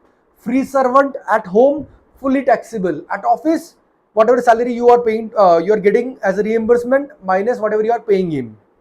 Any other perquisite fully taxable. Also, please remember following perquisite are fully exempt. Telephone mobile bill or reimbursement of telephone mobile bill is fully exempt. Further, scholarship of employees' children for education, scholarship is given, not admission, scholarship is given, fully exempt. Goods sold by employer to employee at reasonable prices, even though a bit benefit is received, but it is fully exempt. And tax on non-monetary perquisites paid by employer is also fully exempt. Okay, now this is a bit interesting thing. Tax on non-monetary perquisite. Say if employer, okay, before going that, please read this for, try to remember this. This can be one of your MCQ question.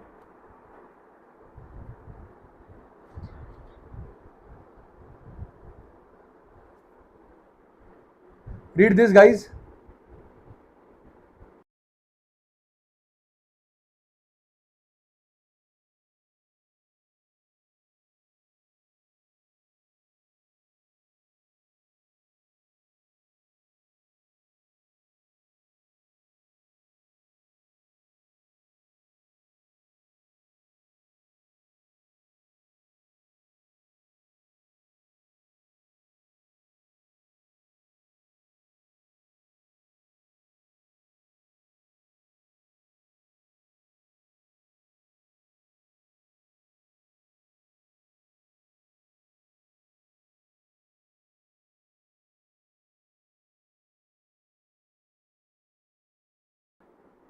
Done, guys?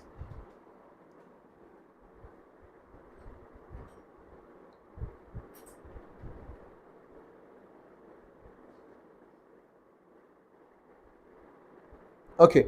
Now please pay attention here. Tax on non-monetary perquisite. Okay. So see here. Now whatever tax you pay on the non-monetary perquisite is what, pay attention. Say if an employer has given employee some perquisite, say of 1 lakh, non-monetary, a benefit of 1 lakh, not exactly amount in cash, but a benefit of 1 lakh. Employer nowadays are so helpful that they say that because of this perquisite is there, it is added to your salary, you have to also pay say tax of 30,000 upon this. This will also be paid by me. Tax on non-monetary perquisite, this will also be paid by me. I am very much helpful for you, don't worry. मैं बड़ा दिलदार हूँ. So what income tax is, this is this is not again a perquisite, नहीं तो क्या होगा, वापस इसके ऊपर टैक्स आएगा, वापस टैक्स आएगा, वापस टैक्स, चलता ही रहेगा chain, right. So they say that this is not a perquisite in the hands of employee. Non monetary perquisite is a perquisite. The tax upon this is not a perquisite.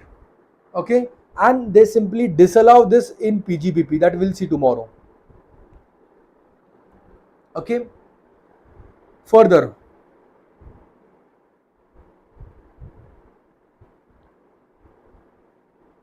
okay, further, professional tax.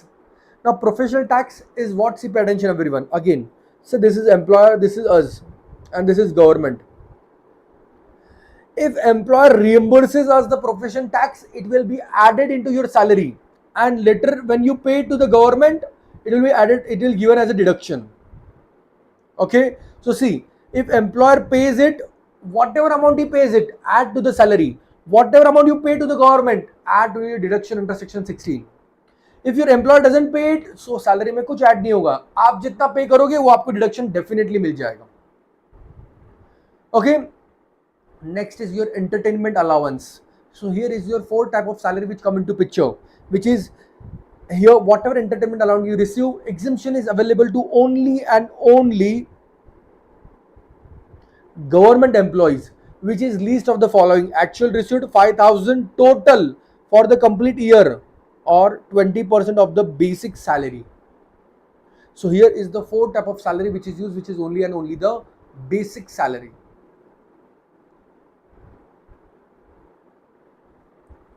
Okay, further, the third deduction which is allowed flat to everyone is 50,000 rupees. Yes, this deduction under section 16, it will be applicable to everyone. So here we finish majorly our salary chapter. Okay, and this is the salary card definition which I was talking about, a summary chart which you can copy with yourself. You can take a screenshot or you can write it down. So see here, entertainment allowance के लिए we use only basic salary. For POGA we use basic plus DA both. ये अपनी हमेशा वाली है. Okay, and for hotel we use bad BCM. So just write it down or copy it or take a screenshot of this, guys.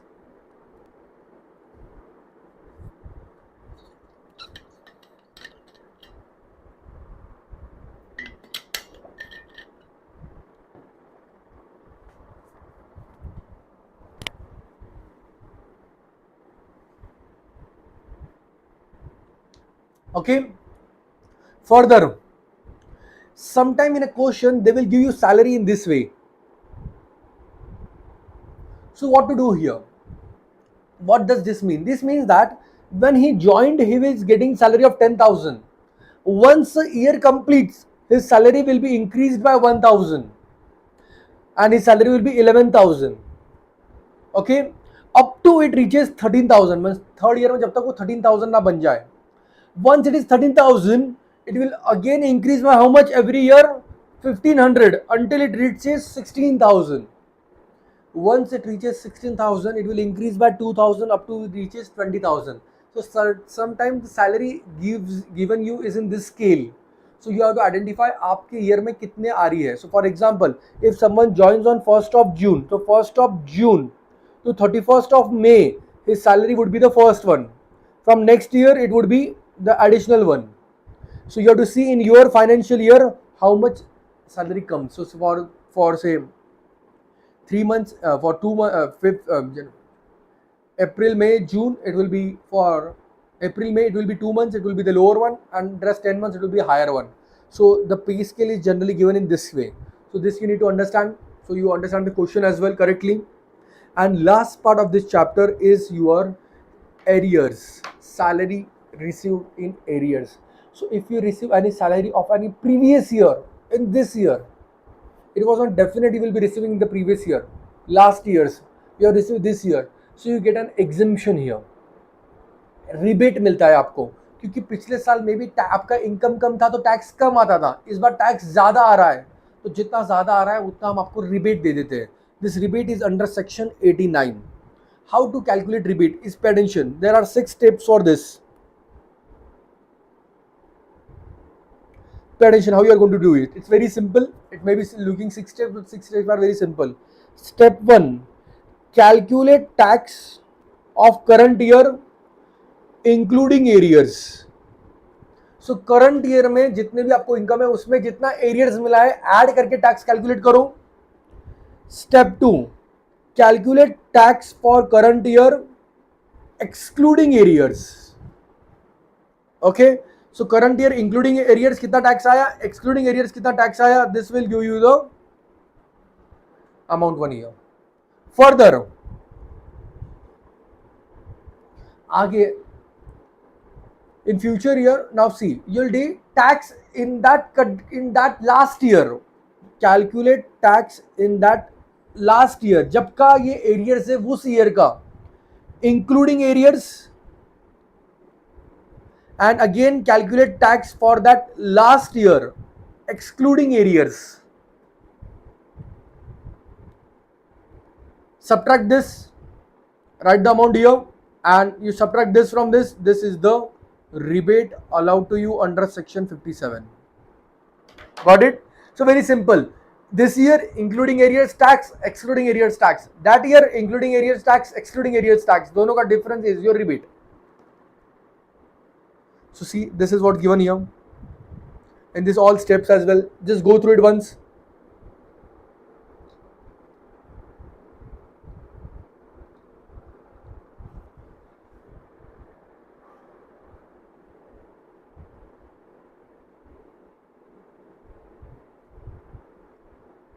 See, tax due current year including arrears, tax due current year excluding arrears. इन दोनों का difference. Last year received including arrears, excluding arrears last year. इन दोनों का difference. And the final difference would be of this and this.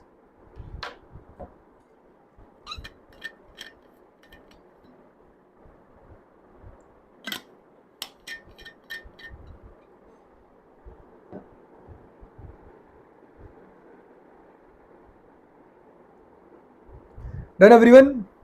So here with this we finish our complete chapter. Okay, this question is about arrears, so you can go through this question once in your study material.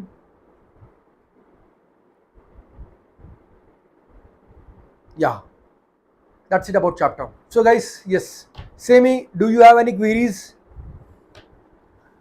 Everyone, do you have any queries regarding this chapter? Please go through all the questions of study material. They are very important. Each and every question.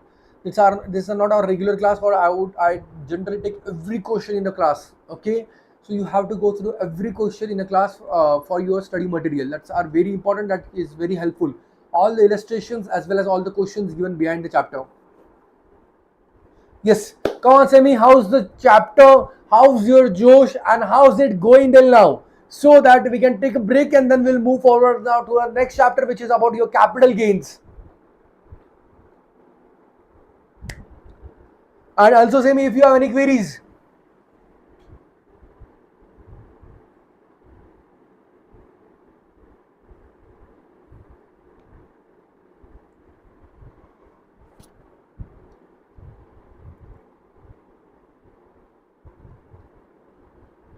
Yes guys, I'm waiting for your reply.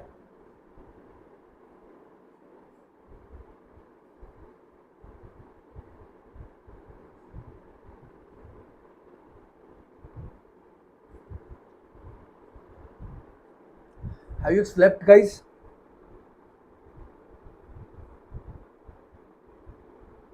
Only 3 are awake yet.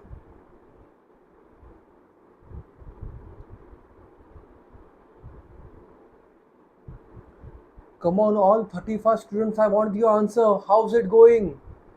Is everyone clear? Do you have any query in salary chapter?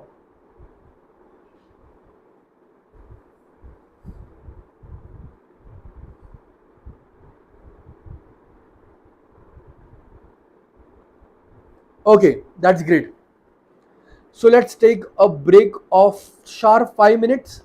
And let's be back in 5 minutes and then we'll continue from here. Okay, you two take a break. Let me also take a break and then we'll start with our new chapter, which is capital gain. आज capital gain भी खत्म कर देंगे. Okay, yes. In the meantime, if you have any query, please note it down and put it into your message. I will just read it.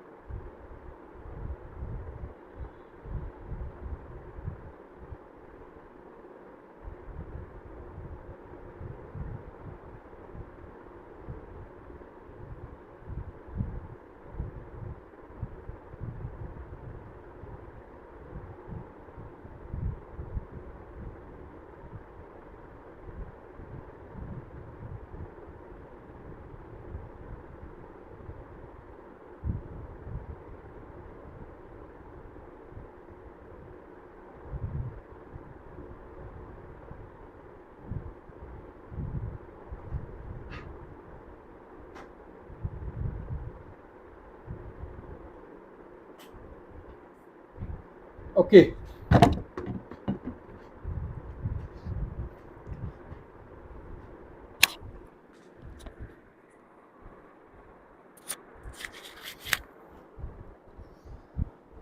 Yeah.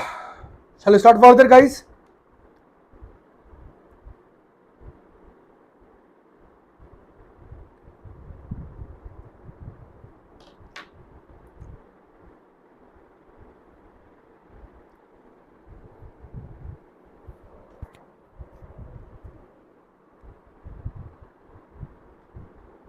Yes. So, guys, now let's start with the capital gain chapter. Okay. So, see, the trigger point for a capital gain chapter is, see, pay attention here. It says that any profit and gain arising from transfer of capital assets shall be chargeable under the head capital gain in the previous year in which transfer took place. So, to tax any transfer of asset as a capital gain, what is required? It should be a capital asset. There should be a transfer. Then the capital gain will be taxable in the previous year in which the transfer took place. Okay. So the first thing, which assets are capital asset? So the definition is very interesting. What they have said that all the assets, whether or not connected to a business, are capital asset, property of any kind. So पहले तो उन्होंने बता दिया any kind of assets are capital assets. Okay, but then they have excluded certain number of assets from this. What first is your stock in trade. So हमारे total capital assets में से what they have reduced is your stock in trade. Why? Because when you sell stock in trade, so it's taxable in PGBP, right? Second, movable personal property. Next thing which they have taken out from the definition of capital asset is your movable personal property. But once they removed it, उनको याद आया अरे इसमें तो बहुत important चीजें चले गई. सो इसमें की कुछ चीजें उन्होंने वापस अंदर ले ली. What are this? This is JDPSAO, jewelry, drawing, painting, sculpture, archaeological collection or any other work of art. Once again I'm saying, first they say all the assets are capital assets. From this they have removed some of the assets. First is your stock in trade. The next is your JDPSAO, that is jewelry drawing, painting, sculpture, archaeological collection, any other work of art. That they have included into that. And other than that क्या होता है sir? Watch, car, mobile, ये सब capital asset के definition में नहीं है. Okay, what another thing they have removed is rural, wait a minute,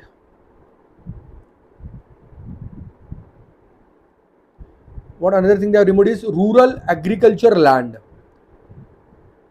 Okay, and the last thing which they have removed is your gold deposit bonds. So other than this, all the assets are your capital assets, and when you transfer this all the capital assets, there will be a capital gain which will be taxable in the year of transfer.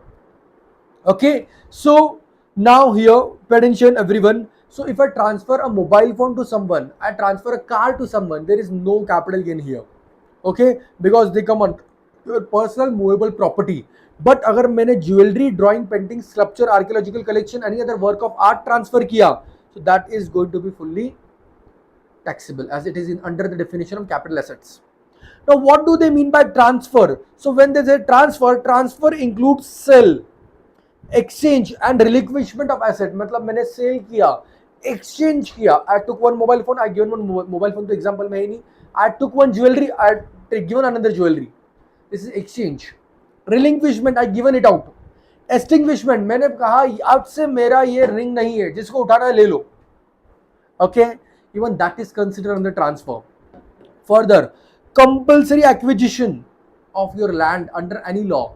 If any of your asset is compulsorily acquired by government, okay, that is also transfer.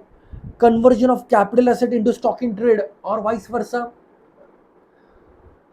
आपकी capital asset को stock in trade में convert किया आपने, Even that is a transfer. This is a special case. We'll see that later on. Allowing the possession of immovable property to be taken or retained in part performance of a contract. You given the possession of your immovable property. Any transaction which have effect of transferring and the redemption of ZCB. These all are included under transfer of asset. Some of this we are going to see in detail further. Don't worry about that. Okay. Now here, one thing is, remember when we were talking about the capital asset definition, four things we removed from the definition. One was stock in trade, another was personal movable property except GDP SAO and your rural agriculture land and gold deposit bond. So when they were saying rural agriculture land, so what they mean rural agriculture land which is not urban land. So which land are urban? So see here what they have said. If the population of a village is 10,000 or less than 10,000, the boundary of the village and the land inside is the urban land. If the population of village is 10,000 to 1 lakh, आप boundary से 2 kilometre दूर जाओ और एक नई boundary बनाओ. If the population of the village is 1 lakh to 10 lakh, आप boundary से 6 किलोमीटर दूर जाइए, एक नया बाउंड्री बनेगी. मतलब घर आपके विलेज सिटी के बाउंड्री से 6 kilometre away. Land inside is urban, outside is rural. If the population is about 10 lakh, inside is rural, inside is urban, outside is rural. And if you transfer such rural land, there will be no capital gain tax as it is not covered under the definition of capital asset. Everyone clear? Okay. Further, this capital assets are divided into two parts. One is short term, another is long term. Which are short term and which are long term to see. The first part talks about three assets, which is securities other than listed in recognized stock exchange, units of UTI, equity oriented unit, and ZCB. These three assets. Wait a minute. Here there is mistake. यहाँ पे other than नहीं आएगा. Securities which are listed in stock exchange. Okay. Units of equity oriented units और UTI और ZCB. ये तीनों को अगर आप एक साल तक रखते हो तो शॉर्ट टर्म, एक साल से ज्यादा रखोगे तो long term.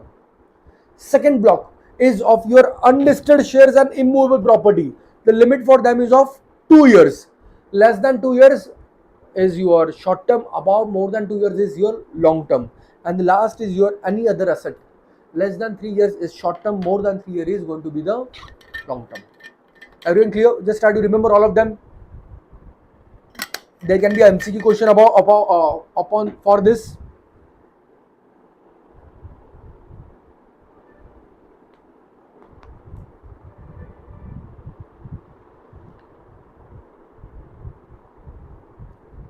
Okay, so first block talks about listed shares, equity oriented units, UTI units, and ZCB, and limit is 1 year. Second block is all unlisted shares and immovable property, limit is 2 years, and other than that all assets limit is 3 years. So less than that short term, above more than that if you hold them it is long term. Okay. Further, zero coupon bond, you must be knowing a bond which doesn't give any coupon, its value is in the maturity itself. Okay, and how we are going to compute a capital gain. So capital gain will be computed, see, in this format: full value of consideration minus any transfer expenditure if you are done, which gives you net consideration. Subtract your cost of acquisition and your cost of improvement. Cost of acquisition is nothing but your purchase cost. Improvement is if you done some addition into that, and the balance would be your capital gain. Remember, this cost of acquisition and cost of improvement will be done indexed when the gain is going to be long term. So indexation benefit is available for long term capital assets. And how asset will be going to be long term, that's what just we have read, that 3 year, 2 year and 1 year limit. Okay, so how we are going to indexation? So indexation is going to be the cost of acquisition multiplied by CII of the year of the transfer year. Remember this. Don't remember this as a current year. Remember it as a transfer year upon CI of the year when it was acquired. And in case of this, what we say, improvement CI of the in which improvement took place. If the acquisition took place before 2001 or 2, in that case, take the CI of 2001 on 2. Can you please say me what is the CI for 22-23? What is the CII for 22-23, your financial year?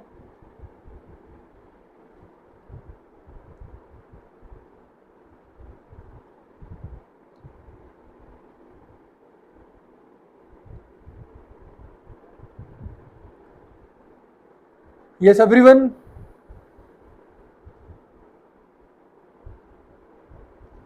Okay, let's see. In the meantime, you say me. Further,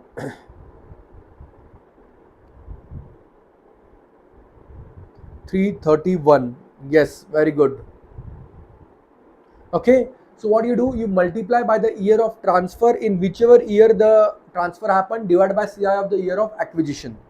If it is acquired before 1/4/2001, take the fair market value as on 1/4/2001 and the CI of the same year. Okay, if the improvement is done before 1/4/2001, you have to simply ignore that because it would be already considered in the fair market value as on 1/4/2001. Okay, further, see, SSC who is a non-resident, asset should be share or debenture of Indian company, and such asset is acquired in foreign currency by way of purchase or reinvestment, then the capital gain shall be calculated in foreign currency. What it says, if a SSC is a non-resident, who is non-resident, who hasn't came to India as such, okay, and he have invested in some securities in India, so in the foreign currency he have invested, so whatever gain he has got will be calculated in foreign currency and later on will be converted into the Indian currency and taxed. So how it will be converted into foreign currency? So cost of acquisition will be converted on the average of TTBR, मतलब जो भी आपका buying rate रहेगा और selling rate रहेगा उसके average पे. Transfer expenditure will be also taken on average. Sell consideration will be also taken on average on the date of sale transfer, and capital gain will be converted on the buying rate.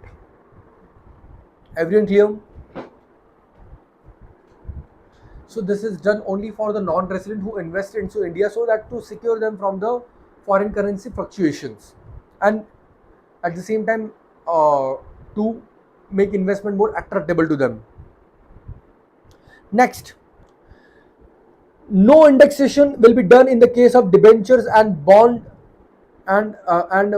Index benefit not allowed in case of debentures except capital indexation bond and sovereign gold bond. कोई भी bond के ऊपर आपको long term के ऊपर indexation का benefit you won't get it until unless it is a gold bond or capital indexation bonds. Okay, further, this is the same thing. Yeah, foreign exchange fluctuation on rupee denominated bond in case of non-resident. If there is any fluctuation in foreign exchange, in this case, this is very interesting and quite difficult and complex to understand.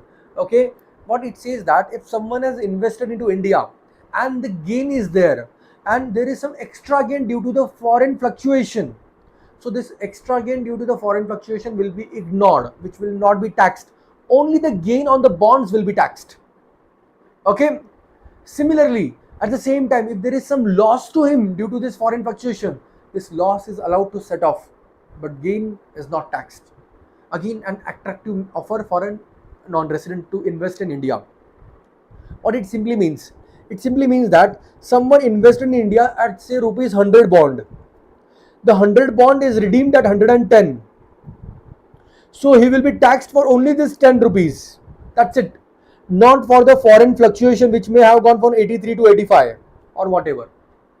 So आप total gain निकालोगे और total gain में से आप foreign fluctuation का हटा दोगे and the balance would be only taxable. Okay, so that's only in case of again non-resident. Further, Security transaction tax not allowed to be paid, not allowed as deduction, paid on the sale or purchase of the shares, not allowed under the capital gain. So what tax you pay as security transaction tax while sale and purchase of your securities is not allowed as a deduction to you. Okay. Further, cost of acquisition in case of goodwill, trademark, brand name, right to manufacture, tenancy right, loom permit, in all this case, if it is self-generated, the cost of acquisition would be nil. If it is purchased, the cost of acquisition is going to be the purchase price. In short, they're talking about the all the intangible assets. And what they say that the cost of acquisition for all of this asset, if it is self-generated, और self-generated रहेगा तो कोई कुछ भी cost रख देगा ना, we don't trust you. So in that case, the cost of acquisition will be always nil. Whereas if it is purchased from someone, so purchase price will become the cost of acquisition. Let's go through this one paragraph.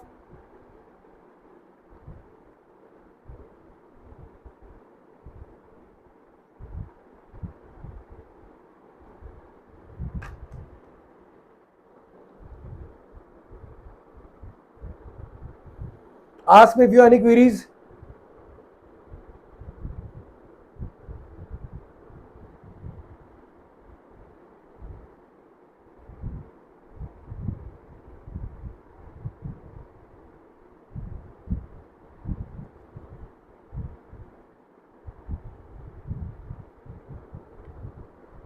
Okay. Further, if benefit of fair market value as on 1/4/2001 is not applicable in the above assets. Okay, so in this assets, the benefit of fair market value as on 1/4/2001, if it is generated before it, is not available. Further, if there is a bonus share, now so please pay attention. If any asset is acquired before, so we bring them to the fair market value, and from here we take the cost inflation index. But if this is intangible assets acquired before, we do not give the benefit of fair market value. Self-generated, the cost of acquisition will be always nil. Purchase, the cost will be always purchase price. Further, in case of bonus shares, if bonus shares are acquired before 1/4/2001, bonus shares are free of cost shares, right? But if still they are acquired before 1/4/2001, in that case, the exemption, we will take the fair market value as a cost of acquisition. If it is acquired after 1/4/2001, we will take nil as cost of acquisition. So this is specific, you have to remember, okay, when you are doing your MCQ questions. Why? Because this is a famous and very much favorite question of your examiners. Okay, so bonus shares before 1/4/2001 is at fair market value, after 1/4/2001 is at nil. Hello. Clear? Further, if there is a right share, so pay attention everyone. If there is right share, I will just give this with an example.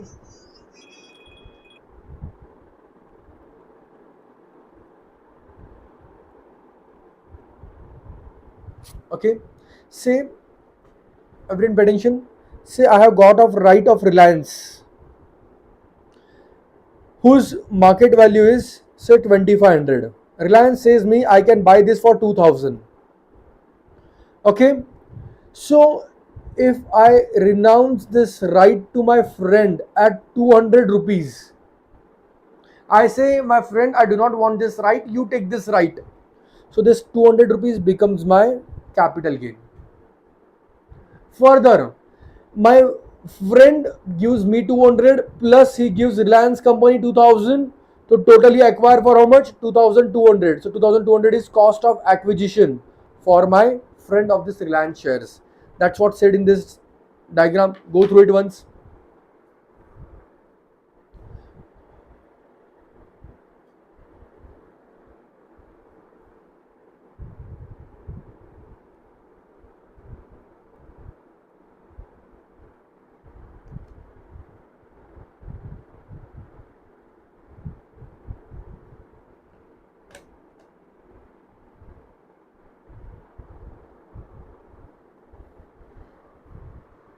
Done? Any queries, guys?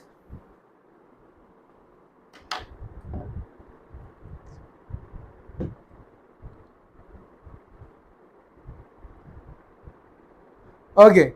Further, cost of improvement. As I already said, if you have done any improvement before 1/4/2001, ignore it. If improvement is after 1/4/2001, consider the same. The next is very important part,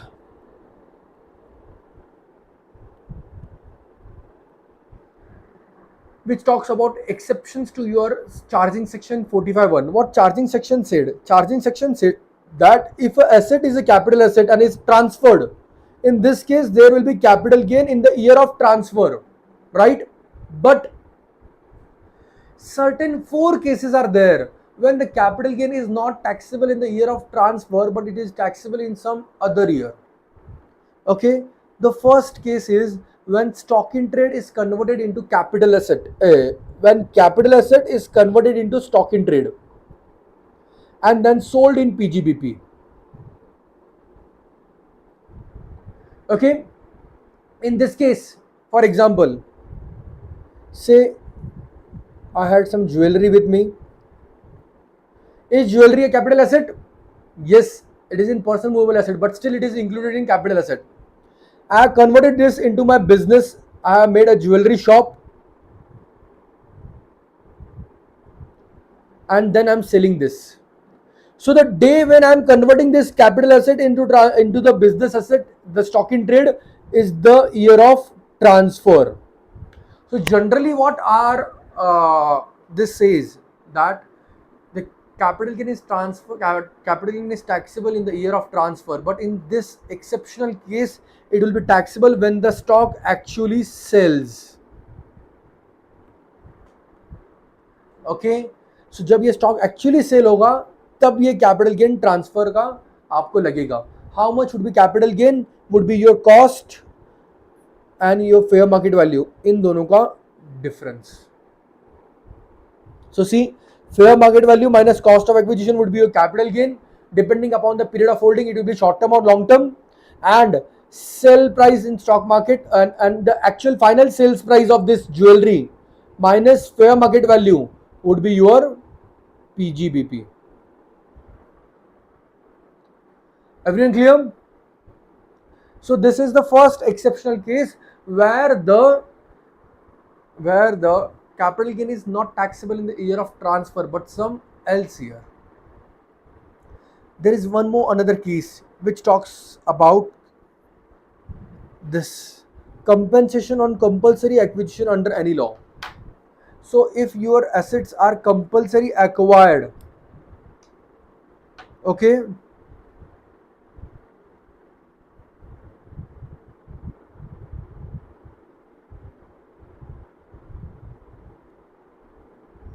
okay, just a second.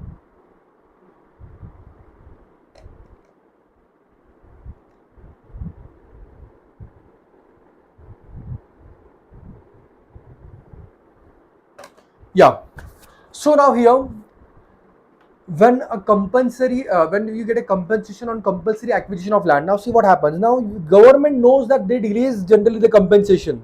So say my land was acquired in 2016, so it is a transfer, but compensation, initial compensation was received in 2020. So this is the year when the capital gain will be taxable. So this is the second exception for the rule, capital gain is taxable in the year of transfer. So when it will be taxed? When the initial compensation is received. As soon as you receive the initial compensation, the full capital gain will be taxed there. Okay, in future if you get enhanced compensation, आपको लगा आपको compensation कम मिला है, you go to the court, you increase your compensation. If you enhance your compensation, in that case you will just subtract the litigation charges and everything will be taxable. Why only litigation charges? Because cost of acquisition is already subtracted from the original compensation. If the government gives you an interim compensation, please wait for the final compensation. Interim compensation will be not taxable because it's an interim, it's in middle of something, not fixed yet, right? So this is the second case where the capital gain is taxable in the year of initial compensation receivable. Third is the case where insurance damages are received. So if your any asset has been damaged and insurance compensation is received, so the taxable, so the damage, when the damage is occurred, that is the transfer year, but when the compensation is received, that is the taxable year. Okay, so your capital gain would be the fair market value of on which you get the compensation minus cost of acquisition, and that will be your capital gain. Fourth and the last case of joint development agreement. So now here, pay attention everyone. Say I had a piece of land which I given to a builder to do a building upon the same. Okay. As soon as I give this land to the builder, that is my transfer year. Okay. When this building gets completion certificate, that is the taxable year. Again, transfer year is separate, taxable year is separate. This is the fourth and the last case. Okay, now how much would be the full value of consideration? So fair market value of this flats, how much ever flats I have got, plus any cash compensation, matlab any bank compensation I have received, that will be the full value of consideration for me. Okay, so these are the four cases where the transfer year is separate and taxable year is separate, and this is the summary chart which will give you all details here. So see, first capital asset converted in stock in trade, transfer year is conversion, taxable year is stock it sold. Your compulsory acquisition of asset, transfer year is when it is acquired, capital taxable year is when you have been getting the initial compensation. Insurance damages, when damage occurred, that is a transfer year, but when you get the claim, that is the taxable year. And the last, when you given possession of the land, that is transfer year, but when you get the CC, the completion certificate of the project, that is the completion year. So these are the four examples which are the exception to the rule that capital gain is taxable in the year of transfer itself. Everyone clear? Just go through this and note it down, take a photo of this. Okay, let me know if you have any query regarding this. Just a minute, I will just fill my bottle and be back. In the meantime, let me know if you guys have any query regarding this.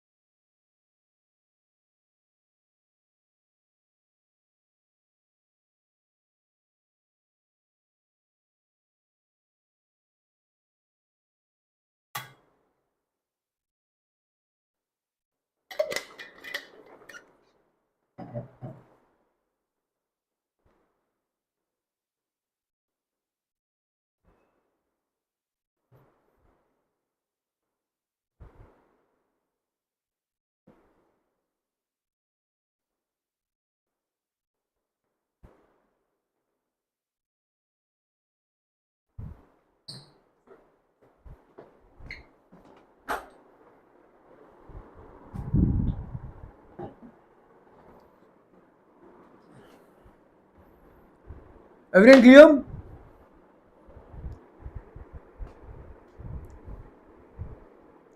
Okay.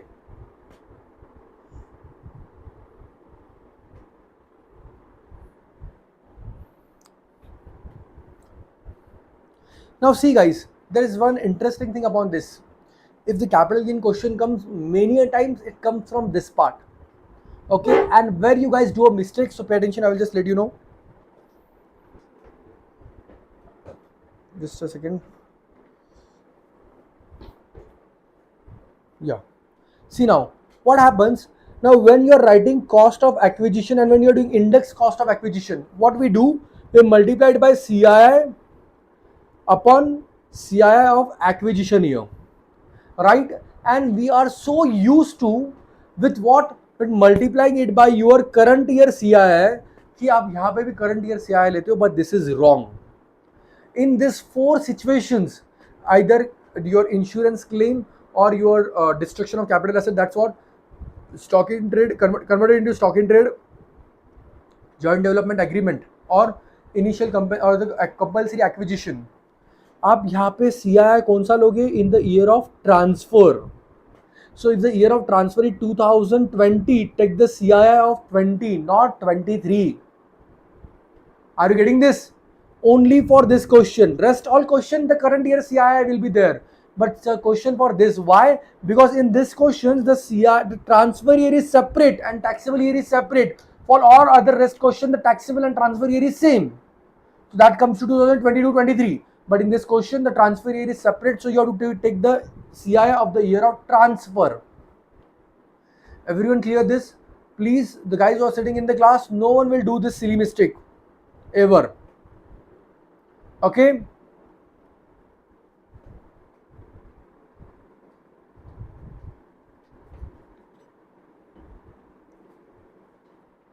Okay, let's go further.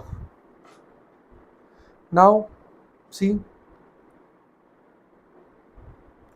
when the asset is transferred into demat account, okay, any shares or security which are sold, so we use first in first out method. So the demat account, the demat is dematerialized account, okay. So even if physical shares are there, we will see कि ये demat account के अंदर कौन सा पहले आया वो पहले जाएगा. FIFO you must have learned in costing. So even if the share is of 2010, but it was entered into demat account in 2022, so this will be the FIFO date for them. So if any share which is already there in 2015, even though this is older than this, but still what you will use, you use the demat account का first in first out method. Clear everyone? Further,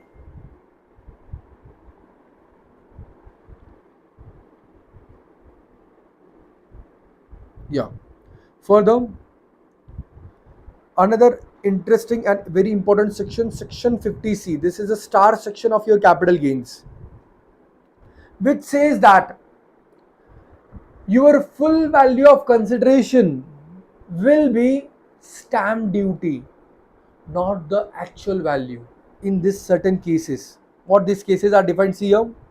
Wherever the SDV does not more than 110% of consideration, the sale consideration shall be treated as FVOC. What does this mean? This means that if my sale consideration is 100, from this I will go 10% above. That comes to how much? 110. If my SDV is below this, this is full value of consideration which you will calculate for your capital gain. If my SDV is above this, SDV will become the full value of consideration, even though आपको मिला नहीं है वो. Why sir? Why this is happening like this? Because stamp duty value is generally very much low in comparison to others. Once again, I am repeating. Whatever amount your transaction occurred, from that go 110%. If your stamp duty value is inside the 110%, then great. If it is above this, then your stamp duty value will itself become your full value of consideration. Everyone clear? Further, now say I am not satisfied with my stamp duty of value. I am saying नहीं sir, कितना भी कुछ भी हो, इतनी ज़्यादा मेरी stamp duty value है ही नहीं. So I can ask my assessing officer to refer the case to the valuation officer. If valuation officer increases the stamp duty value, so we would consider him, will ignore him. If it decreases the stamp duty value, we'll consider the new decreased stamp duty value. So now in our example, I will give an example. Pay attention here.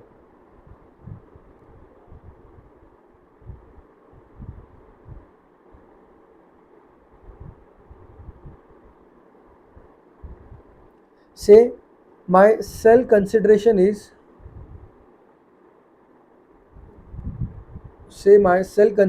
100. Okay, just a second. Yeah, my sale consideration is 100 and My stamp duty value is 115. Say me what will be your FVOC. Say me what will be your FVOC, guys.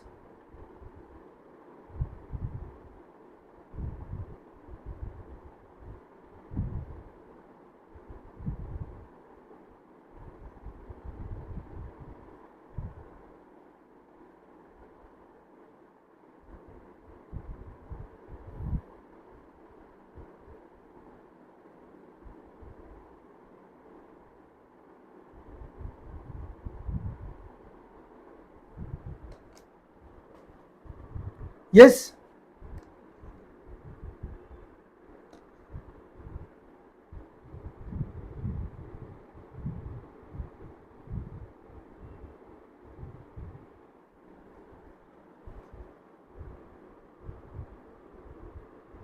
What will be SVOC? FVOC, guys. So can we start from? Yes, Shana, we will do that as well. Don't worry. Let me finish the chapter first. So in this case, the FVOC would be how much? 115. Why? It is above 110% of your cell consideration. Okay.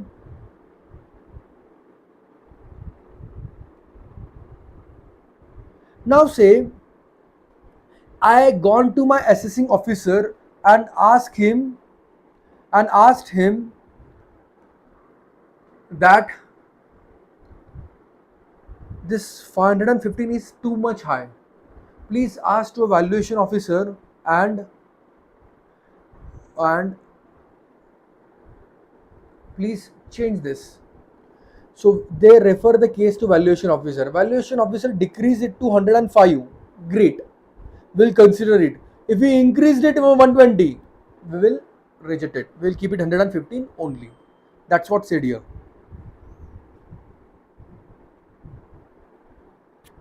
Everything clear?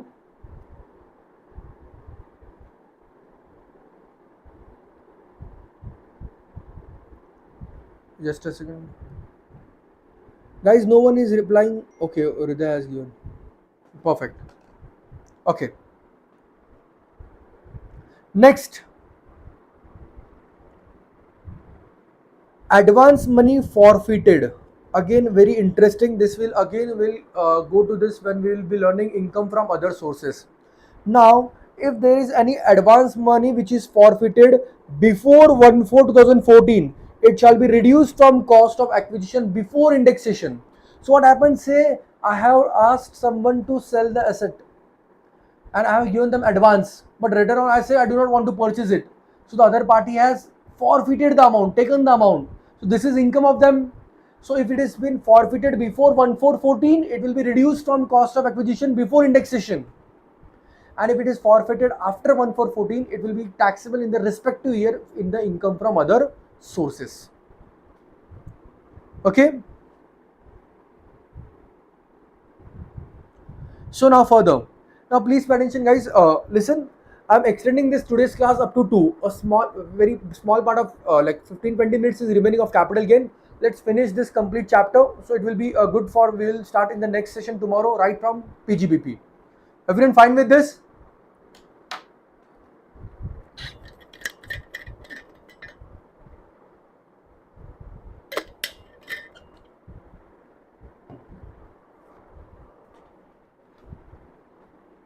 Okay.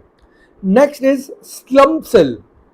Another interesting and important and scoring questions for you in examination.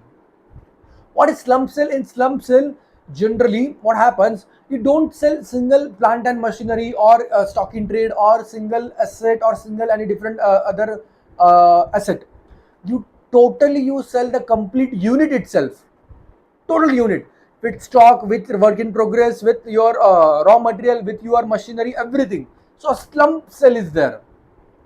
So slump sale is taxable in the capital gains chapter. How it is taxable? Pay attention here. See, whatever is your full value of consideration you have received, write it down. Subtract transfer expenditure, that comes your net consideration.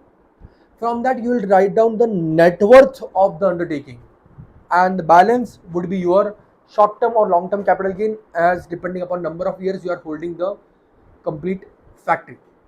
Okay, now how you will calculate net worth? So take all the assets at the book value, depreciable assets as per WDV. Okay, liabilities take at book value, and the asset minus liability will be your what do we say, will be your net worth. Please remember, do not consider any revaluation. Net worth is negative, consider it nil.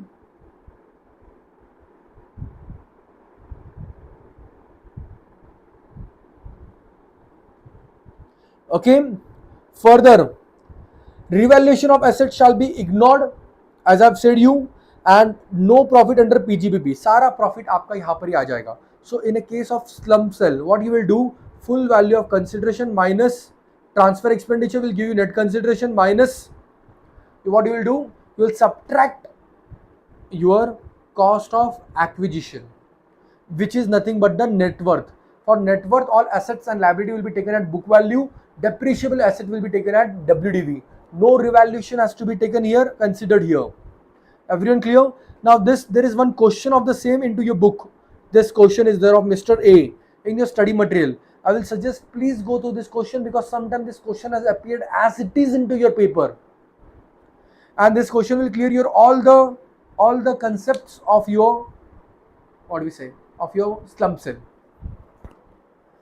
Yes, Shana, thank you so much. Yeah, I do come in Trisha classes, but I generally don't come in Bangalore. I teach in Udupi and Alvas. Everyone clear? So please do this in your homework. This will give you a complete idea about your slump sale. Okay?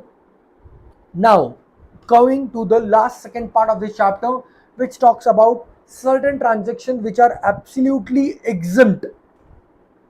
Okay? Which are exempt from capital gains. Which are these transactions? So pay attention. Distribution of capital asset on partial or total partition of HUF.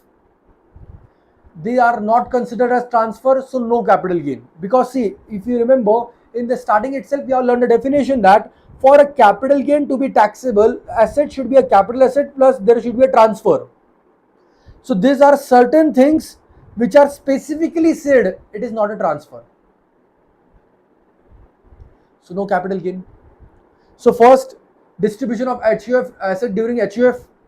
Second, transfer of capital asset under gift irrevocable trust. In this case, when the gift has been given to someone else, it is not taxable, and the period of holding is right from the previous person's period. Transfer of asset under amalgamation by amalgamating company to amalgamated company, provided that amalgamated company is Indian company. Fourth and fifth, transfer of assets from holding to subsidiary or subsidiary to holding whenever there is 100% holding subsidiary relationship. One famous question from this part is that they generally ask you, see, I feel it's this question, no, this is not. They ask you what a holding company is having a 75% shares of a subsidiary company, and now if they transfer any asset, will it be taxable under capital gain or not? So yes, it will be taxed. Why? Because there is 100% holding required. The second part of this question, they ask you that suggest us some way how we can save this tax.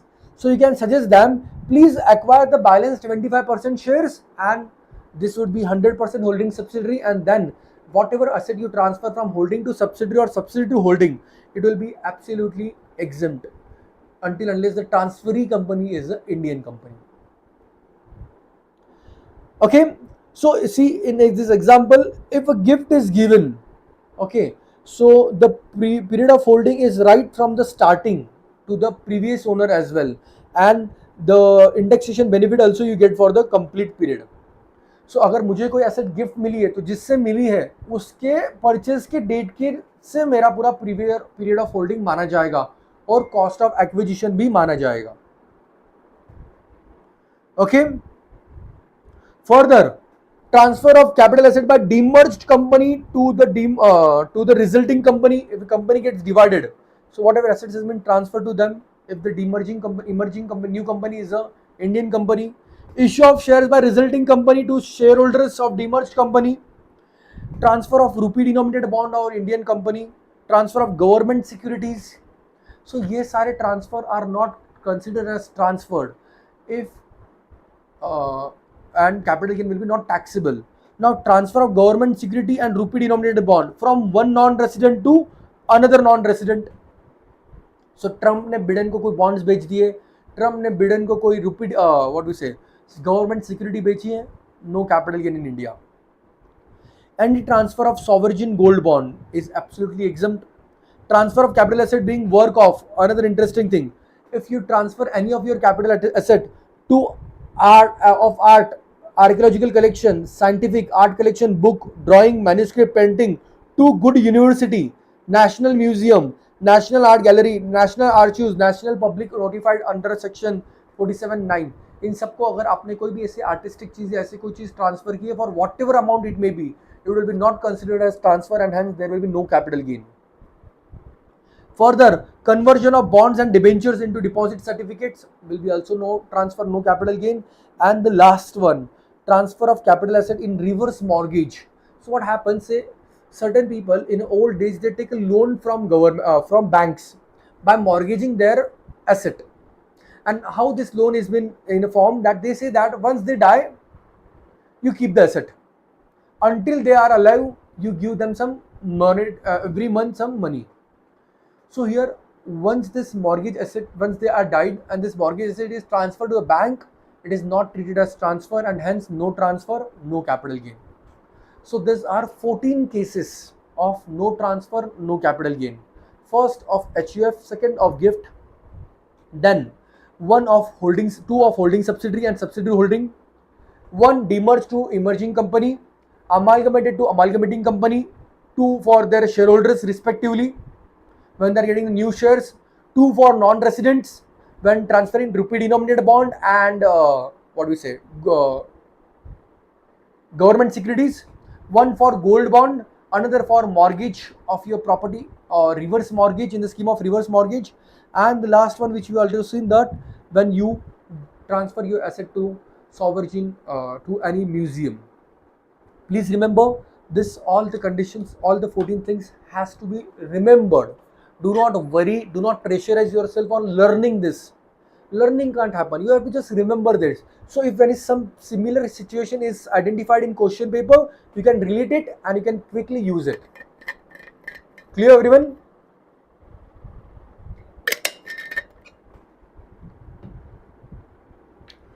Now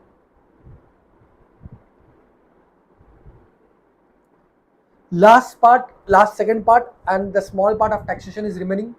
Last part is of exemptions. So quickly pay attention here. I will just make you draw a small diagram which will help you a lot for learning all your exemptions. Okay, section 54. The first exemption is for whom, guys? Transferring the RHP to RHP. Right? That is section 54. For individual HUF, so remember this both sections are for only individual and HUF. Okay, and for only long-term capital asset. Okay, I will just share this image also with you so you can take a screenshot of this. I have already drawn this in nicer way that will help you. So section 54 exemption is when you transfer one residential house property and you purchase another residential house property. Only thing is that you should purchase it 1 year before or 2 years after the transfer, and if you are construction, so construction is allowed up to 3 years. What would be the exemption? The cost of new asset or the capital gains will be your exemptions. The next is section 54B exemption is transfer of long-term agriculture land, urban agriculture land. Why urban? Because rural is not a capital asset itself. Now here, if you transfer a urban agriculture land and you purchase a new agriculture land, so घर हुआ, घर के बाद खेती. So you purchase one agriculture, sell one agriculture land and purchase another agriculture land. Again, this is applicable for both short term as well as long term. This is also short term as well as long term, and this is as like this long term only. So I have just made a complete matrix. In the class I go in very detail, but here I will just share directly matrix with you so you can quickly take the same. Next, Once you have house, RHP to RHP, agriculture to agriculture. Next is when you have a factory building and you purchase another factory building. Okay. So see here, section 54D, compulsory acquisition of a factory building, and in that compensation you purchase another factory building up to 3 years. So in this case, the exemption is again the cost of new asset or the capital gain, whichever is lower. Fourth and the last one is when you invest, when you have any long-term capital gain and when you invest into the bonds of Rural Electrification Corporation, National Highway Authority of India, right? Further, see this Power Finance Corporation and Indian Railway Finance Corporation. So if you fund any of this corporation within 6 months of the date of transfer of the capital gain, you will get a maximum deduction of 50 lakhs. Maximum of 50 lakhs. Total आप इस साल अगले साल कितना भी मिला दो total मिलेगा आपको 50 lakhs का फॉर पर capital gain. That's your 54 EC. Just let me see a diagram for this. And the last one is when you sell any long-term capital asset and you invest into RHP. And when you are purchasing this new RHP, you do not have more than one RHP. Means नए को मिलाकर you have two. In this case, this section 54E F का आपको deduction मिलता है. This deduction is proportionate. That will capital gain upon into cost of new asset upon net consideration. Rest all deduction were cost of new assets or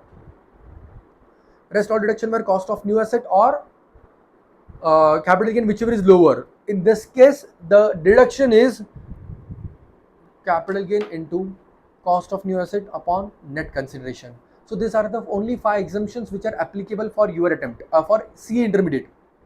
Okay, so first is RHP to RHP, second is agriculture to agriculture, third is factory to factory, fourth is any long-term asset to the bonds, and fifth is any long-term asset to the NHAI bonds. To RHP. Okay, just a minute. I will just see a diagram where the diagram is. Just give me a second.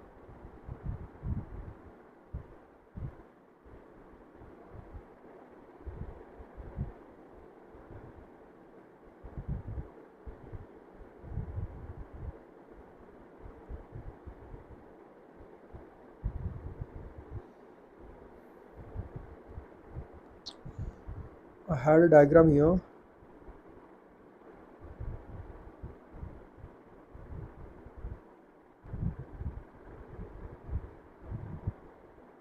Yeah.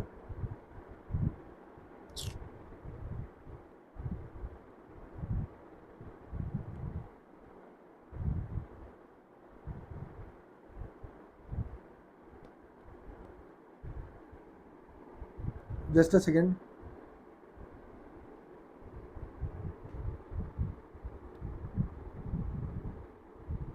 Yeah. See.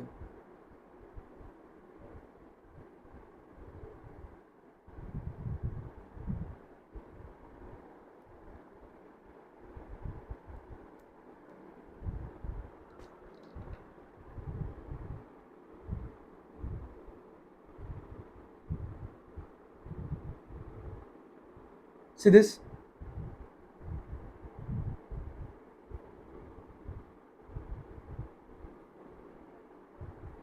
See this here. Section 54, RHP to RHP. Okay, 1 year before, 2 year after, or 3 years if construction. 54B, urban agricultural land to any agricultural land up to 2 years. 54D is your compulsory acquisition and you are investing into new building up to 3 years. EC, any land and building and investing into the bonds of NHAI, REC, Power Finance or RFC up to 6 months only. And last one, any long-term capital assets other than house property and investing house property should not have more than one house property. Deduction is capital gain into into your cost of new asset upon net consideration. So you'll see first 2 are only for individual HUF, next 2 are for all SSCs, and last is also for only individual HUF. You can also see long term, short term, long term, and long term, short term. and this are only long term. So you can remember this all in a sequence. That will be easy for you.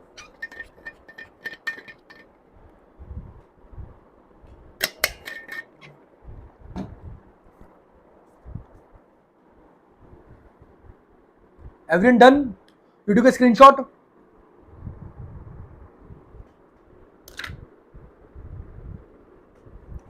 Yes, any queries so far, guys?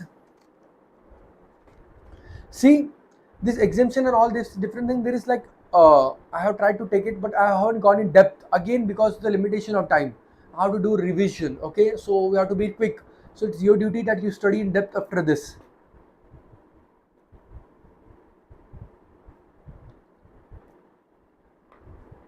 Okay, let's go to the last part of taxation of your capital gains.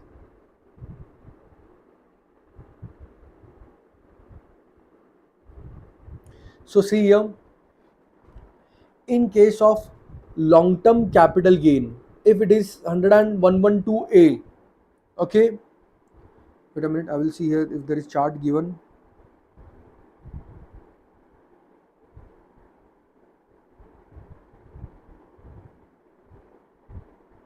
Yeah, first see, in case of short-term capital gain, that gone yaar. Okay, let me see the institute module.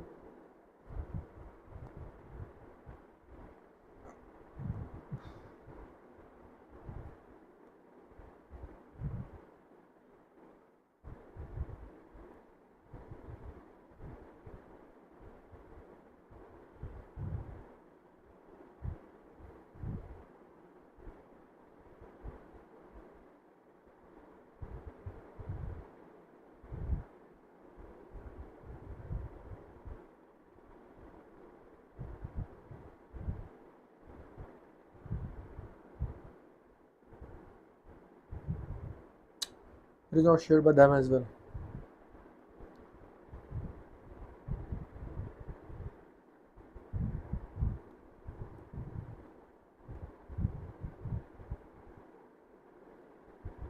I'm just trying to see the chart, guys, so it will be helpful for you.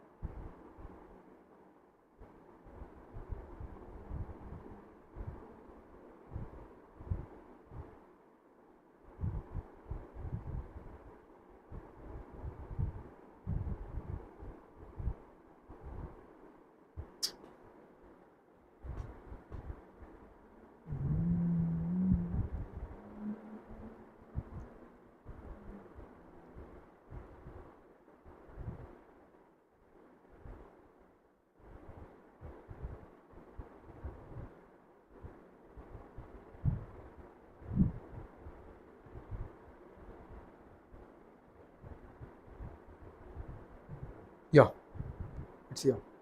So see here, pay attention. In case of your long-term capital gain, the normal long-term capital gain will be taxed at 20%. Okay, long-term capital gain for equity share, unit oriented of equity unit, business trust. If you remember, this was the first block of your difference of long-term and short-term, जिसका 1 year का था limit. For them, it is 10% above 1 lakh. Okay, so in case of long-term capital gain, there are two parts. 112A. It is 20% flat. Above 1 lakh, it is 10%. Okay. Further, short-term capital gain, again there are two parts. So short-term capital gain is going to be taxed at 15%. And this is capital gain, long-term capital gain and short-term capital gain. Tax at flat 15%.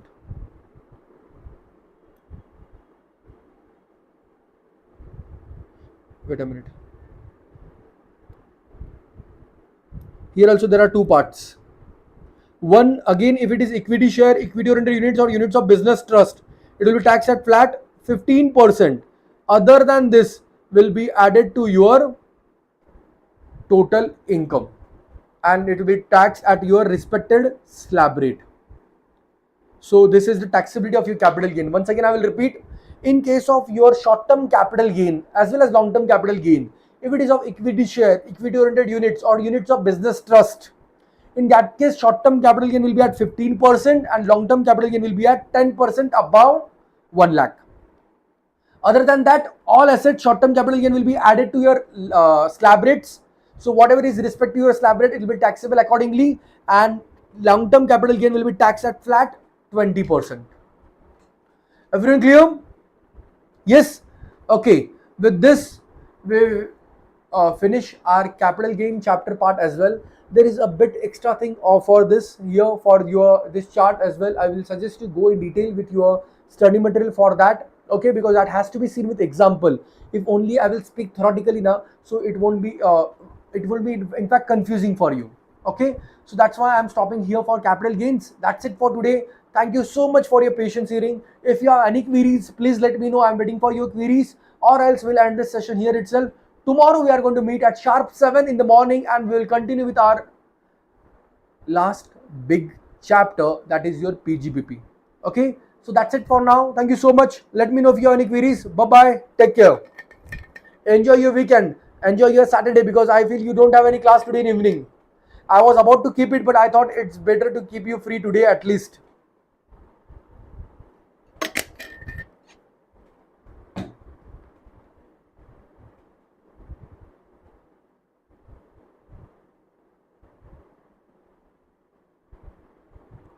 Welcome, Samita. Welcome, Vaishnavi, Shreya, Shri Raksha.